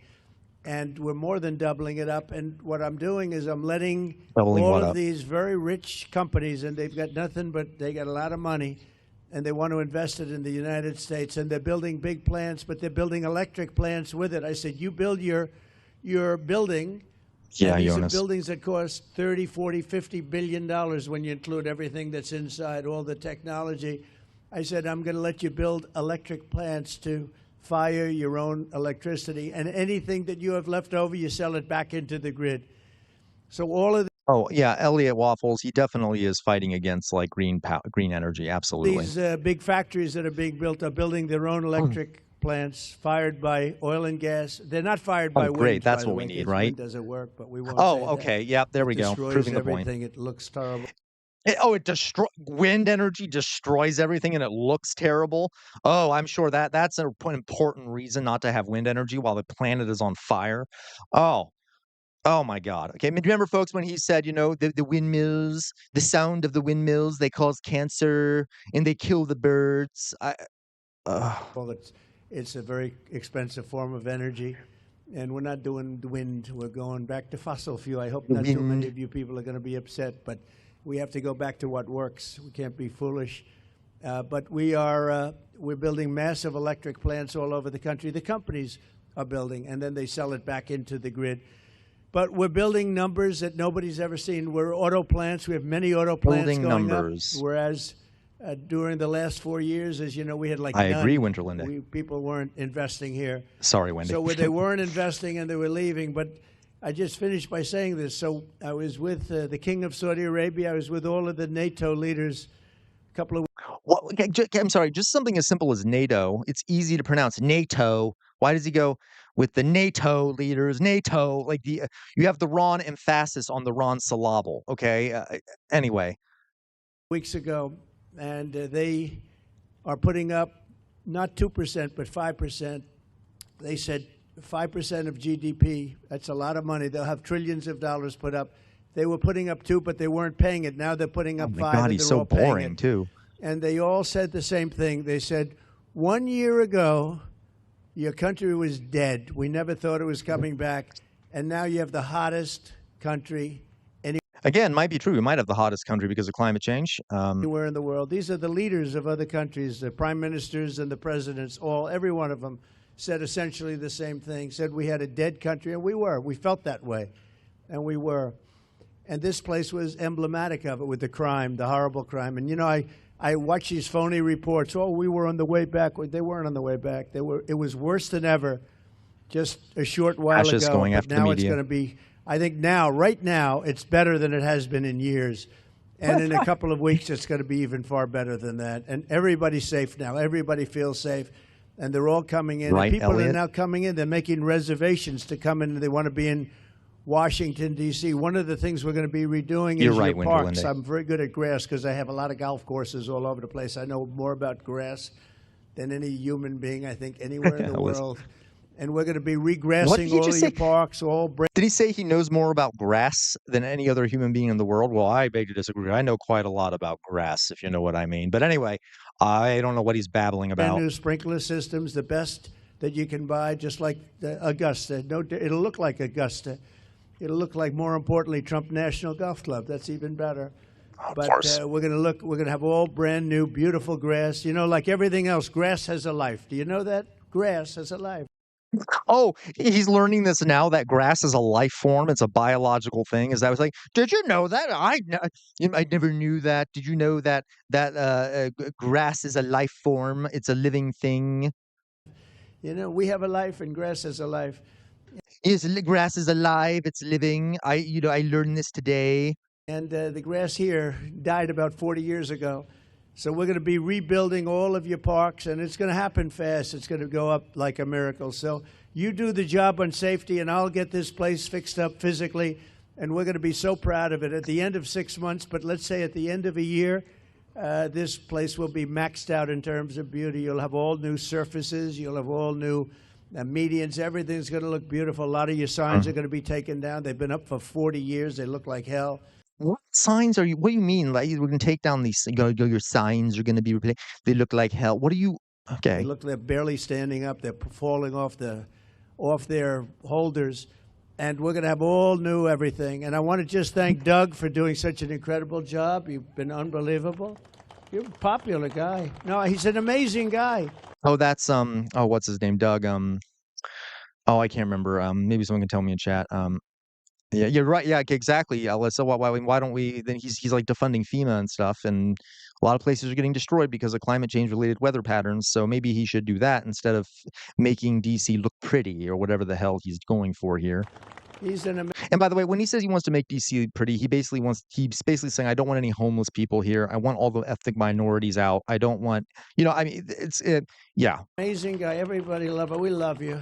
And his wife is so incredible. But thank you very much. I appreciate it. And Pam, thank you very much. What a job. People don't realize, they're going to see she'll go down as the greatest Attorney General we've had. I really mean it, too. And where's my Christy here, you dear? That's true, Jonas. Thank you very much. She's been incredible. And she can ride a horse like nobody. Oh, she gets on those horses. She rips those horses around. But what? I want to thank you very much. And Steve Miller, so fantastic. And Todd. Is that so? I'm not surprised, Wendy. Is it true that the Palisades hasn't received FEMA money yet? I mean, I'm totally not shocked. But again, proof that, right, beautifying DC isn't really about helping people there, because if he really cared about helping people or whatever, he'd be sending money to places that need it. Absolutely disgusting. Todd Blanche, who's been with me so long, and he's one of the best lawyers you'll ever find. And we're having a lot of victories. I had a victory today. You know, they stole $550 million from me with a fake. Yeah, sorry. Is this person that stole from him still in the room? Can you point to them, Trump? Like, are you hallucinating? What's going on? Fake case, and it was overturned. They said this was a fake case. It's oh God, here we go. Thing. But it's a nice victory, you know. I mean, it's not bad. You know, we all have our limits. You're right, Jay Shadow. They did take FEMA money to build Alligator Alcatraz because apparently having a concentration camp is more important than people who were affected by a wildfire caused by climate change. I could go on for hours. But this was a terrible thing that done. It was a witch hunt. And oh God, here we go. The witch hunt talk. Human being, I think, in history. And here we are. We're the president of the United States, so it didn't work out too well for them, but maybe now it's turned a little bit. These are very dishonest people. We have to fight. We have to win because we have to win. And you people are winners, and I just think it's such an honor to be with you. And we're going to make Washington, D.C. great again. We're making our country great again. The country is very close to being great. When they say it's the hottest country in the world, they mean it. And this capital is right now, after 4 days, 5 days, it's at a level that you haven't seen in a long time. I agree, Alan. It's all because of you. So I want to thank you all very much. It's an honor to be with you. And we'll always be with you. We're going to be with you for as long as I'm around. You're going to be treated as nobody more important. And thank you all very much for being here. Thank you. Thank you very much. Okay, guys. All right, guys. Okay, well, that was at least that was a little bit shorter. I mean, that was a little short, so that's good at least. Okay, I'm gonna go back to my face screen, folks. I did see people's chats. I was kind of trying to respond in real time there to people's chats. Okay. Yes, water is wet, grass is alive. I learned today that water is wet. Okay. Okay. Yeah, you're right, Macy. At least he's not, gargling on the mic like he has sometimes. Yeah, F off, Donnie. Absolutely, Wendy. Okay. I agree, Alan. Yeah, that would be a good use of the National Guard if they were like helping build the community there and stuff. And aren't armed and helping. That'd be fine. I'd be okay with that, right? Okay. Tiago Outlook, okay. I'm not going to react to anything more today, but yes, my friend made Samuel Lammy. My friend makes a really good Donald Trump impression. He joked about Donald Trump having a speech banning green energy. Yes, he did. Neither of us thought it would happen. Now I'm not so sure. I know. Oh, I know. Winterlinde. Some of them actually probably do. I mean, as in they have a job. And they're paid to do that job, and they don't want to upset the dear leader because they might lose their job. So they do stand there because they're paid through their work. Yes. Okay. Yeah, not even thinking about what's being said. He's just kind of babbling incoherently. And I will say, Jay Shadow said he has his points down. Yeah, he does. He definitely has points that he repeats over and over again. I don't know if I'd say he has them down. He kind of, as he said, I'm a weaver. I weave my words. They always say I'm a weaver. Okay, yeah. Yeah. Okay. Oh, exactly, Michael. New street signs will be made with the prison labor, probably, right? Probably. Yeah. Mm-hmm. Yep. Okay. All right, guys. So I'm gonna get off for now. I'm gonna go eat, etc. Thank you all for hanging out with me. Let me go to the face screen now. If I haven't already, and maybe I already have. I have. Okay. So, all right. I think you all know what's coming. By the way, folks, just a reminder, today is a boycott day. For the sake of the people in Gaza, please boycott your businesses. Try to avoid spending any money anywhere. But thank you, folks, for stopping by today. And let me do my little thing. And I think you all know what's coming. So let's do it. All right. Okay. You all know what's coming, don't you? All right. First of all, free Palestine, 100% free Palestine. Second of all, never stop resisting. The easiest way you can resist is to think for yourselves. The easiest way you can resist is to think for yourselves. That includes when you're watching me, okay? That includes when you're watching me. I get things wrong. I'm not perfect. You should never trust at face value what someone on the internet is telling you, and that includes me, okay? Next part here, we are living in a fascist moment in this country. The best way to fight fascism is to implement major reforms, because fascism is caused by people being alienated from their society, from their government, no longer trusting democracy because they feel it is no longer providing what they need to survive. They don't trust it anymore. We need some major reforms in the country. You cannot stick in the center. If you stick in the center, the fascists will walk all over you and nothing will ever change. It'll just get worse over time. Okay? Lastly, on the wall behind me here is Chainbreaker. Chainbreaker is a sword from the Civil War. It is rumored that Chainbreaker killed 7 slave owners. I have that back there to remind people that not only in this country but around the world, our ancestors fought and died, oftentimes violently and painfully, for some of the freedoms and some of the benefits we have today. We cannot, folks, we cannot let their sacrifice go to waste, not here and not anywhere in the world. All right? You all understand? I'm sure you do. Okay, folks, you all have a good rest of your evening, day, wherever you may be in the world. Bye-bye.